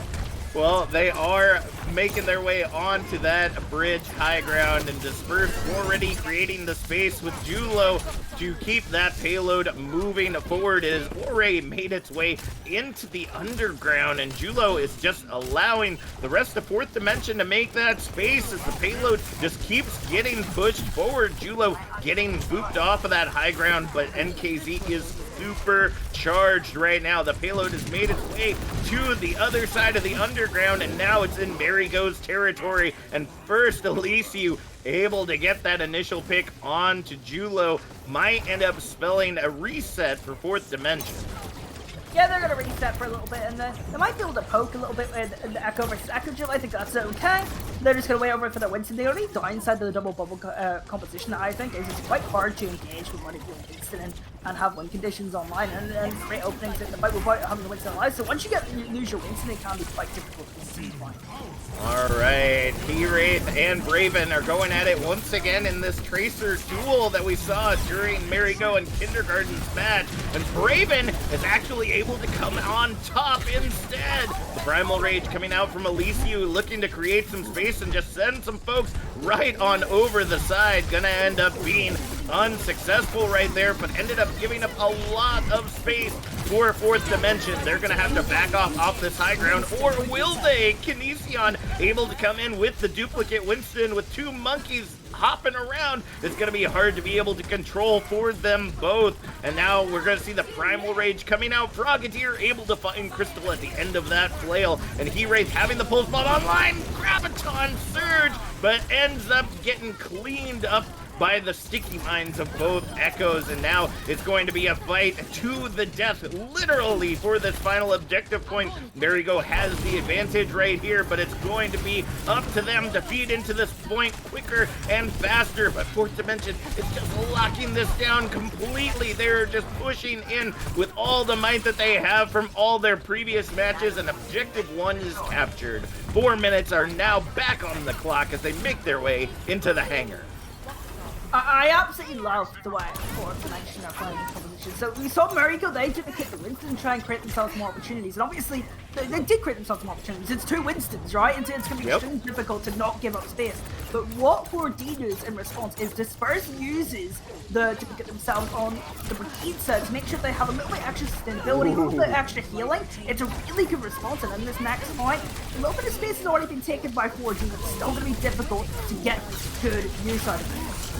Alright, Elysiu has the nano and using the primal in that side room, but it's not enough to take it down Fourth Dimension. And now with them out of the fight, Disperse ends up getting traded out, so it's a 5v5, 4v5 now as the Nano goes in onto Kinesion so they can take Julo out of that fight. But oh man, whoo, Marigo, you gotta be paying attention to that payload, folks. It almost made its way right in, ending at the 69-meter mark for now. Yeah, so they're going to try and slow this play down. They're going to try and poke a little bit, take the primary positions that you want to take on Gibraltar point B. That shuttle, of course, being the main one, but they also want to keep their wings moving around the map, trying to catch out rotations. And also, watch when Fourth Dimension engage. I want to see Aliusu try and place a bubble over them to make healing difficult and just make life really difficult for Fourth Dimension to try to engage, because getting back to the payload where it is right now is not an easy task. Able to get that pick onto Roamer, and the shield comes up to prevent that healing with both healers down now, and the duplicate getting ready to pop out that primal rage. It looks like Marigo is going to continue to lock down this payload for now. Byakugan interrupting the Tracer 1v1. How could you? But that payload continues to be moving in reverse with only 2 minutes on the clock. The plus side, right, for Fourth Dimension is you've got a couple win conditions online right now. You've got duplicate, maybe in the mid to late fight. You're going to have the rally to get yourself into the fight as well as the primal rage. And of course, the big win condition right now is probably going to be Graviton Surge plus hold from the cleaning up. They've got to keep this first alive right now. That's the immediate concern. Yep, well, it looks like they're going to be doing just that as Frogadier and the rest of the team take to the side room. The primal rage from Elysiu takes Roamer out of the fight without the main heals. They might find themselves lost. Pulse Bomb able to take down the shield long enough for Julo to get that primal rage in and do a heck of a ton of damage. With 1:20 remaining on the clock, Fourth Dimension locks down Watch Point Gibraltar, heading into halftime 2-0 against Marigo. Yeah, 4D and Marigo, that was an absolute masterclass of how to play Watch Point Gibraltar Point B for both of them realistically. But honestly, Fourth Dimension, they just clutched up in that really difficult fight when mattered. They had the wing conditions online, they rotated a little bit better than Marigo, but Marigo were still strong that map, and Marigo were still strong on Lijiang.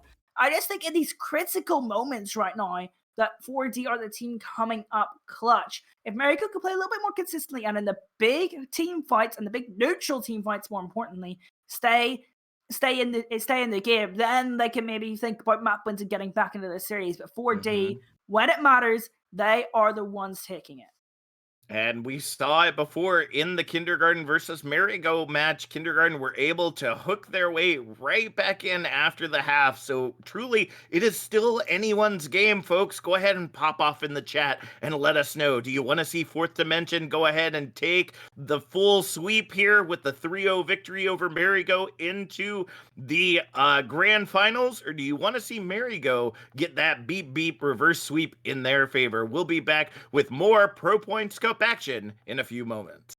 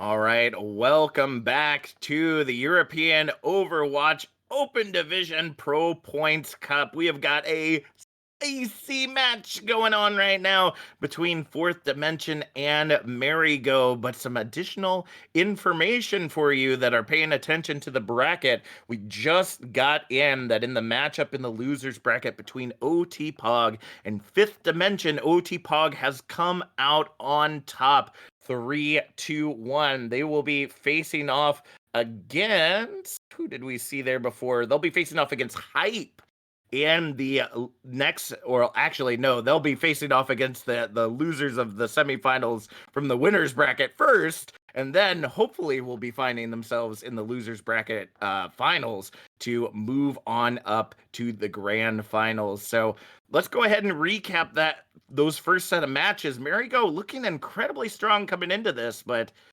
Ocean, have they met their match? I think so. I think both of these teams are incredibly talented, and both maps so far have been incredibly close, right? Lijiang was a 2-1. I think all 3 points might have gone to 99, or at least somewhat or thereof. Pretty close, 99%. I feel like 4D, and realistically, they just come up clutch when it matters. They win those crucial team fights, right? And I think they won 2 of those crucial team fights, mainly the AMP fight. I still can't even think about that one on Garden. That EMP fight on Garden that they won was crucial to the momentum of this series. On Gibraltar, I think both teams actually played very, very well. I think they played point B pretty strongly. They both sucked down the time bank on point A, but again, 4D the team to come clutch. And I think if you want to get to the grand finals, secure a place in Contenders Trials, and secure that extra map point in the grand finals that you get a little bit of a head start with, you've got to come clutch in these winners finals, and that is how important this winners finals game is. All right. Well, we will indeed see which of them will be able to move on to those grand finals.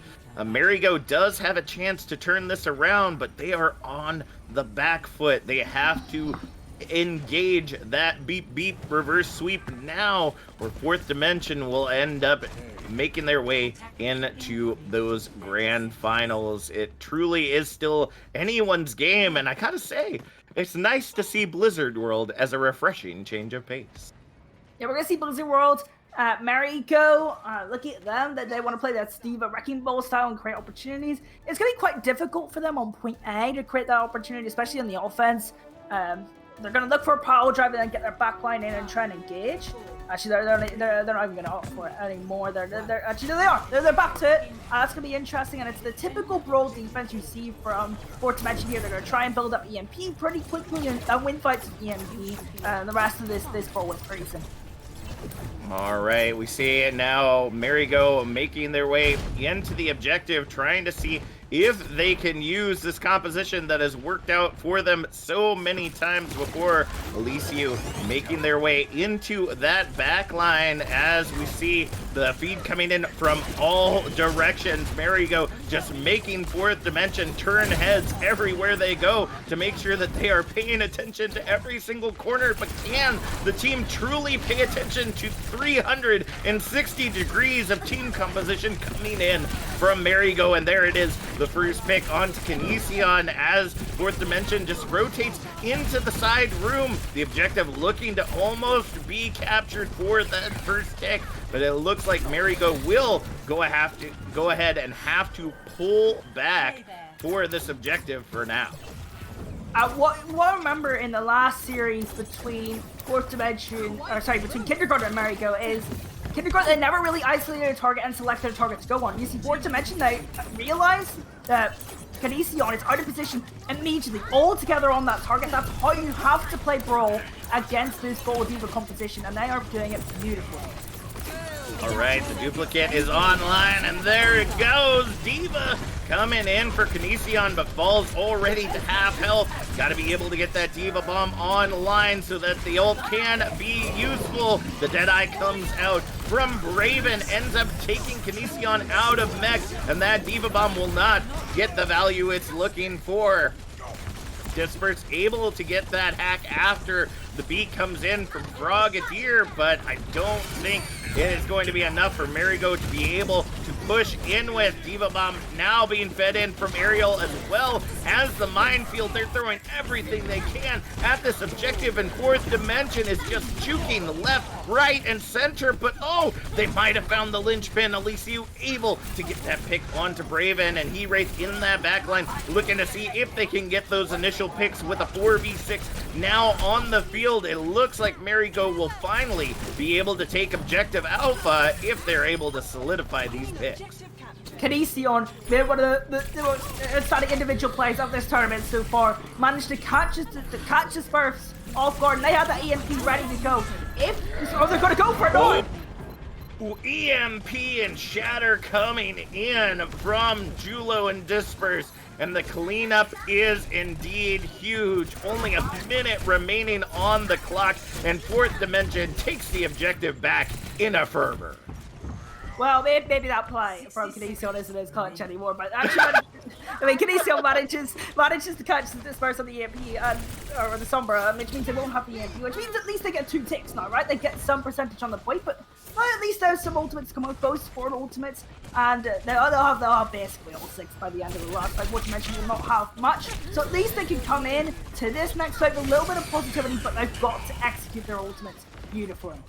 All right, well, the minefield comes out once again from Elysiu, trying to see if they can make their way into this objective. The picks coming in as Kinesion now coming back in on that Diva duplicate, and Aerial and Kinesion just clean up the objective and surrounding areas. Objective Alpha is captured with 14 seconds remaining on the clock, and they'll start making their way through the terrace. Yeah, that was always going to be like one of the easier team fights for Marigo, and in this matchup, I mean, realistically, they had everything, and Fourth Dimension had nothing. And it looks like Fourth Dimension, they're going back to the style of play that they were playing on Gardens, and they're going to try and go for that backline, play it like a brawl composition, and build up that EMP. However, they've lost their Moira already. Well, that's not a good way to start things off. He-Wraith falling low, but the recall was online, and now trying to escape away from the Diva, but Braven able to find He-Wraith there in the end. Kinesion, though, providing a lot of support there on the objective, and with the res in from He-Wraith, that payload is going to continue to move its way forward. What gives me hope for Marigo right now is the fact that they have such good discipline on their support ultimates. Both of them still online in this next fight. It's going to make things really difficult for Fourth Dimension. However, you can't use those ultimates if you're EMP'd. So Disperse has got to build up that ultimate quickly and try and catch them off guard. All right, the beat gets invested by Frogadier, looking to see if they can hold everything together, but Kinesion still finding Julo on that objective. Disperse able to get that hack onto Aerial. EMP ends up grabbing 4, but not Crystal, so the Transcendence cancels it all out, and He-Wraith is back in the fight, ready to get the Raven! Turns it around with a single pulse bomb, triple kill coming in, and now it seems that it's not going to be enough for Marigo to be able to hold on, or is... No, it's not. Close, yet so far away as Fourth Dimension takes control of the payload once again with 50 seconds on the clock. Marigo, they did everything right. They knew where the EMP was coming. Crystal manages to hide to get Transcendence off. They started the fight strongly, but a hero play from Brawl, and you need that in these late stages of the tournament. Someone who can just turn a fight around like that. That's exactly what they did. Disperse a 60 to another EMP. This is not looking good for Marigo. Yeah, Marigo has the long distance to get into this objective now, and with Draven already having that pulse bomb online, that backline is in danger. There it is! The Diva bomb goes deep, though, for Aerial, and the pulse bomb doesn't get the value that it is looking for. And now with He-Wraith online with a pulse bomb of their own, but Braven finds them with the fist in the last moments, but Marigo continuing to hold on to this objective. The feed comes in from Fourth Dimension, but I don't think it's going to be enough for them to hold on to this. Already the picks come in onto Braven and Frogadier. Roamer last to fall, and the objective is captured once again. Marigo playing absolutely clutch here on Blizzard World. Ariel turns around to Bravo and goes, if you can do that, I can do one better. Marigo, stay in the map, and that's the most important thing for them right now. Stay in the map, stay in this series. You're 2-0 down, but as long as you can just keep squeezing out team fights wins and keeping yourself alive in the series, it's not lost yet. And they've just duplicated for a potential EMP.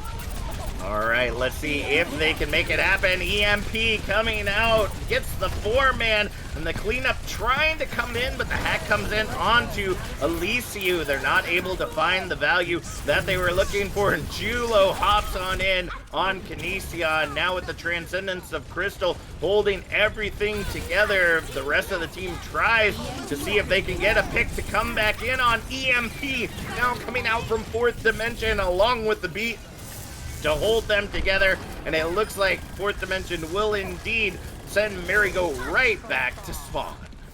And the worst thing for Marigo right now is, look, there's a port ultimates both used in that last fight. They will not have one probably for the rest of this map. Maybe if they can get to the end of point C, they might get a support ultimate online, but they've got nothing to work with this fight. And there's both tank ultimates online before they can create the space.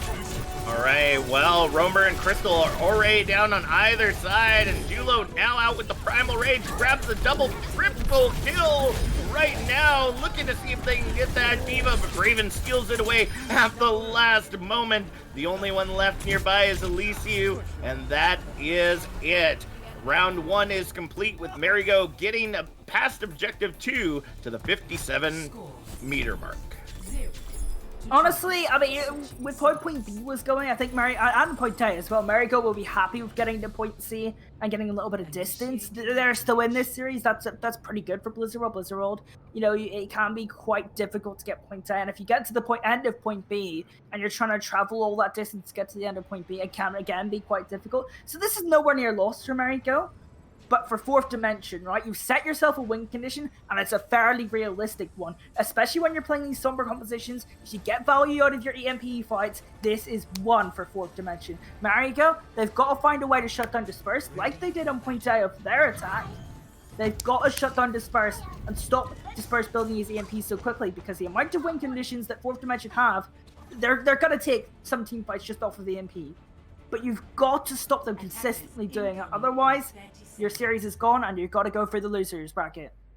Yeah, that is going to be the biggest issue Marigo is facing right now. They were able to push through, but many times had to use pretty much every ult that they had banked up just to make a dent in 4th Dimension. And with 4th Dimension opting for that brawly dive composition once again, it's going to be hard for Marigo to be able to hold this together. So I hope that now with Kinesion on that Sombra as well, maybe they can find the hacks to keep themselves ahead of the game.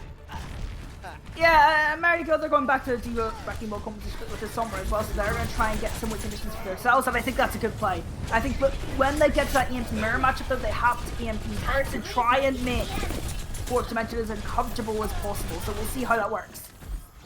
Right, 4th Dimension has already made the space to find their way into the beginning of the area, but Crystal getting that initial pick is causing 4th Dimension to have some thoughts about whether or not to continue to engage on the objective. Elysiu continuing to take damage there on the high ground from Braven, but will, as you see the Sombras running right into each other, they'll go ahead and translocate back to where they came from, and it looks like the fight will get ready to ensue once again.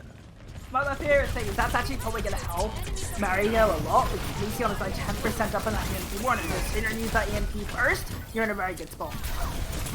That is true, but Marigo has essentially abandoned the objective at this point by being pushed back into point 2. Disperse able to get that initial pick, but gets the trade off. Kinesion next to fall, making it a 4v5 fight. First tick, second tick. Marigo just trying to feed their way back in to try to hold the defense, but I think the damage is already done. We see the sound barrier and the Transcendence invested from both sides, as Braven able to get that pulse bomb kill. Transcendence does not prevent that explosive damage, folks, and Braven now in the backline looking to see if they can take this back from the jaws of defeat, but I think Marigo has found their footing and are going to be able to take this back with 2 minutes remaining on the clock. That's very similar to, remember Fourth Dimension's recontest at the EMP? Marigo do the exact same thing, and they need to, but the difference is Fourth Dimension actually don't have nearly as many tools online, but they have the important one. I'm gonna have to mention it again. It's gonna become like a word that you're like paranoid to hear after this broadcast. EMP, online for Disperse. Disperse. EMP fight on Unleash on Guardian, clutch. Blizzard fight on Night Market, clutch. And throughout this map as well, Disperse has been the one making the plays. Can Disperse do it again? All right, well, they are getting ready. That EMP is probably getting set up as we speak, and on the objective, there it goes! EMP grabs 3, and the Diva Bomb cleans it up from NKZ. That's it. Fourth Dimension will grab objective Alpha, and the payload unlocks as we make our way to the streets. You know, I'm thinking, like, you know, when you're saying objective alpha and doing the Greek alphabet stuff, that's really cool, but I actually don't know what C is in the Greek alphabet. So if I get stuck in that situation, you're gonna have to bail me out. But look, Fourth Dimension, now they have an opportunity to try and get up onto this high ground, set up for a couple of other fights. But again, they have so many win conditions in their composition, right? Just Brava and Julo themselves are win conditions alone, but they can just need to build up that EMP, and Marigo needs to start zoning out Disperse a little bit more, because otherwise, the more win conditions Fourth Dimension have, the more opportunities they will take. Let's see if they can continue to make their way into this objective. The payload moving its way forward and now being zoned out by the minefield from Alicio. It looks like Marigo will go ahead and regain control for now, but the poke continues to come in from Fourth Dimension. They're just trying to find an opportunity. Kinesion getting hacked out, and the dive comes in to try to follow up on it, but it looks like they'll stay up for now as Julo falls. Now we're going to see them continue to hold this point for now as Fourth Dimension looks for that next tasty snack. I'm gonna be honest, Marigo in a really good position here. They got the EMP, they can be proactive in the next fight. They're gonna have both support ultimates as well to go on to any, go after any, you know, interested aggression from Fourth Dimension. And Marigo, you know, if they win this next fight and just keep the snowball rolling, they're gonna be at a really good spot to just take this map right here, right now. Right, we see lots of ultimates online for either side, and the rotation goes on to the high ground. Kinesion coming out with the EMP, grabs 3, and the cleanup ensues. No, it doesn't! Countered by the Beat and Coalescence, the two characters you really needed to get in that EMP, and will be your undoing now, Marigo. He-Wraith able to bring it back, though, getting the pick onto NKZ after the DMAC, but it might not be enough for them to continue to hold this objective as the payload keeps moving forward. He-Wraith and the rest of the team continue to fall, but now with that minefield, that's going to go ahead and lock down this objective once again with 1:15 remaining on the clock. Right, okay, looking at this situation right now, Marigo, they've got both support ultimates. Fourth Dimension, they've got EMP. That's the battle to watch. If Marigo even get one of their support ultimates up, it's going to be extremely hard for Fourth Dimension to follow up. This matchup is going down to the wire. Right, let's see. Fourth Dimension having a difficult time at this choke. Marigo just seems to be at home in the terrace, but it's going to be up to Fourth Dimension to rotate in and get that EMP off on those supports so that they can't last.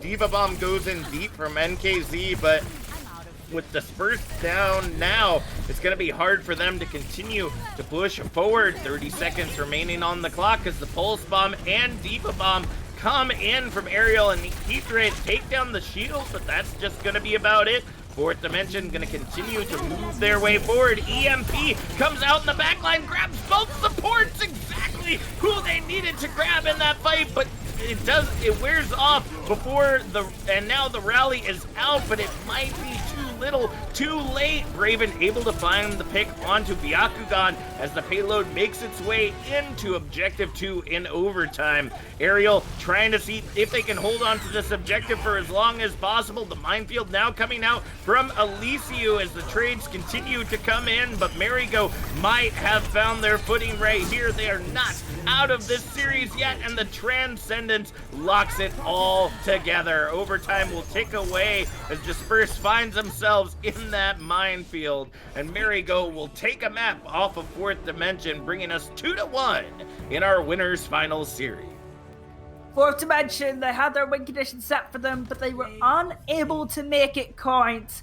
And now we had to go back and think, Ariel self-destruct on point B, Blizzard World.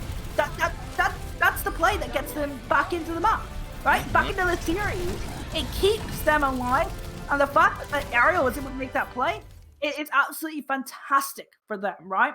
4th Dimension now, they've got to reset quickly and get to their map pick and get back into their game, because that second round of Blizzard World wasn't them. I think they only had 2 or 3 EMP fights, and on their defense maybe had 6 or 7, right? And the difference in time of how long those rounds lasted, realistically, wasn't that big. So, poor offensive round from 4D. They've got to reset and get back into this. Otherwise, there's a small opening for Marigo now. The momentum is on their side. That is absolutely true. And I got to give some credit to Ariel and Kinesion right now. They were just making sure to constantly be zoning out Disperse. They were always looking, always seeing when that Sombra was going to show their ugly head to get that hack off. And I think that was a big issue for Disperse to be able to get those hacks. Maybe it's time more to blend in with the rest of your team. Try to get those hacks off more in the mid fight instead of using them to try to engage. But as we wait for the next map to be chosen, it truly now is anyone's game. Marigo have created a foothold that they can continue to snowball and work their way through these next 2 maps, but 4th Dimension might be able to create some space as we head to Assault.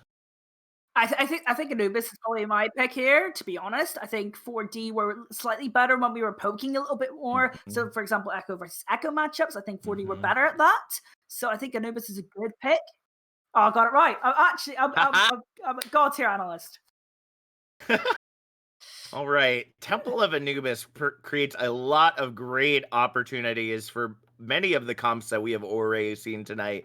I'm wondering if we will see the resurface of that brawl composition on at very least the defense, because especially when you go into point 2, that can be an absolutely extra benefit to bunker down and hold that objective. But with the way these 2 teams have been playing super fast and furious, I would not be surprised if we continue to see this Ball Diva Winston Zarya meta continue to go head to head. I feel like Double Bubble is a little bit better than Ball Diva on the offense in particular. I think that's something I would say. But especially if you're on the defense and you're playing Ball Diva and your opponent tries to throw out Brawl, I think that's a little bit more beneficial for you. So I think Ball Diva and Ball Zarya still way to go. Brawl is also still very viable here. But with the way 4D picked it, I think Double Bubble and poking a little bit more, so maybe running the Echo and spamming down damage and then waiting for opportunities is probably the way they're thinking because of how they won Gibraltar. All right, let's go ahead and see what these teams will lock in for their setup. We want to let you know the results of the prediction from the beginning of this matchup. Who will win? You folks at home said overwhelmingly 4th Dimension will walk away 100% from Marigo. That is a lot of faith to be putting into a team, but you know what? They're doing really well. They started off, before the halftime, able to get those first 2 maps. And as we know, Assault truly can go any direction. It's who puts up the greater defense that is really going to decide which of these teams will walk away into the grand final. Very interesting to note that Marigo selected to attack first. They obviously want to get the momentum and set themselves the mark, set themselves the pace, and be happy with Julogos. Oh, and this is the Ryan pin, unfortunately. Twice. Unfortunate. I think Fourth Dimension now have an opportunity to poke for themselves and play what they want to do on Obis, and also additionally set themselves a win condition. I think that's actually beneficial for them. I'm a little bit confused as to Marigo's choice here. Yeah, now with having Julo on that Rhine once again, the biggest issue that they continue to see when it comes to spacing is Elysiu with those minefields. They just take up so much space, but Julo with that big old shield can be able to clear out a lot of those mines very quickly for them to be able to take that space right on Bath. E-Wraith now on that high ground looking to see if that Ash can get shots! And the slam, and Romer falls. And without that Baptiste, they're going to be providing a lot of work for Marigo to be able to take this objective. The Dynamite going into the side room. Frogadier trying to pump out all the healing that a Lucio can do right now. And first tick going to Marigo right now as we see Ariel diving back into the backline to save their support from NKZ. They will be successful, and the Bob is ready and raring to go. He-Wraith is stationed in the right position, and Bob gets it. Whoa! Look at that boop! Ends up sending Bob completely out of position and not going to be as useful to Marigo as they once thought. Braven looking to get up that Deadeye in enough time as we see the Amp Matrix utilized to push back out into the objective, preventing Marigo from getting that initial pick. With 2 minutes and 30 seconds remaining on the clock, we may have a little bit of room for Marigo to breathe. It's just super interesting to me because this is 2.5 minutes in one team fight. Marigo looked really strong at the start of this team fight, but Fourth Dimension, they're playing out of the angles that Marigo likes to play. That's right, looking to get that second tick now as the picks come in for Marigo. Julo just holding the side area, looking to contest over and over again as best they can. Kinesion does have that EMP online. You know that it's going to hit everybody in that side room if they are not careful. EMP coming out, grabs Frogadier, but does not grab Romer, and the Immortality Field holds everything together. Amp Matrix out once again as NKZ sends out the Diva Bomb, looking to clean things up, creates the space needed for Braven and Disperse to get those initial picks, and it looks like with 2 ticks on the objective, Fourth Dimension will continue to hold. That fight lasted 2.5 minutes. 2.5 minutes for one team fight. And additionally, the space-wise, 4G just playing out of those poking angles, really good positioning.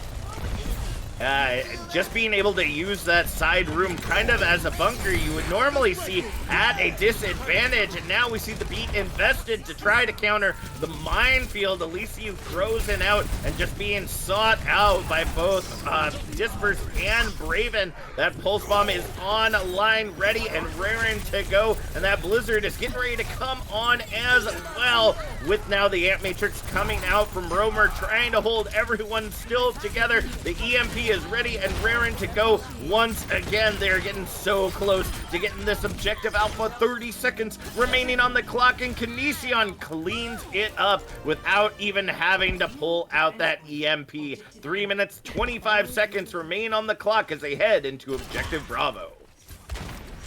And them keeping that EMP is huge, right? Because that means you have a win condition online for a potential snowball. Well, it doesn't look like they're going to be winning it just yet, as we see the initial pick onto Crystal. The dive comes in to prevent the res and get that cleanup right there. Fourth Dimension prevents the snowball into point Bravo with 2 minutes, 55 seconds on the clock. Yeah, and they're going to hold high up here because they don't want to let Marigo take any space whatsoever. It's going to be a little bit difficult against the MP, though. Yeah, not going to be able to do that for long as they continue to hold regardless. Disperse just sniping out with those icicles, grabbing the double kill, and Julo and the rest of the team pushing all the way up to those spawn doors for objective alpha. 2 minutes, 25 seconds remain as Marigo prepares for the next attack. And they don't really have any win conditions realistically. I mean, Minefield maybe, but you're going against Disperse's Blizzard. Alright, Diva Bomb goes high. NKZ able to find Elysius, and now that minefield not going to end up being used that fight. It looks like they're gonna have to pull back once again and prepare for another attack. This is so difficult. Again, now look, fourth dimension of both of their support ultimates, they can play hyper aggressive. They are the team setting the pace right now, setting the tempo. And Marigo, it's gonna be really hard for them to get out of this slump.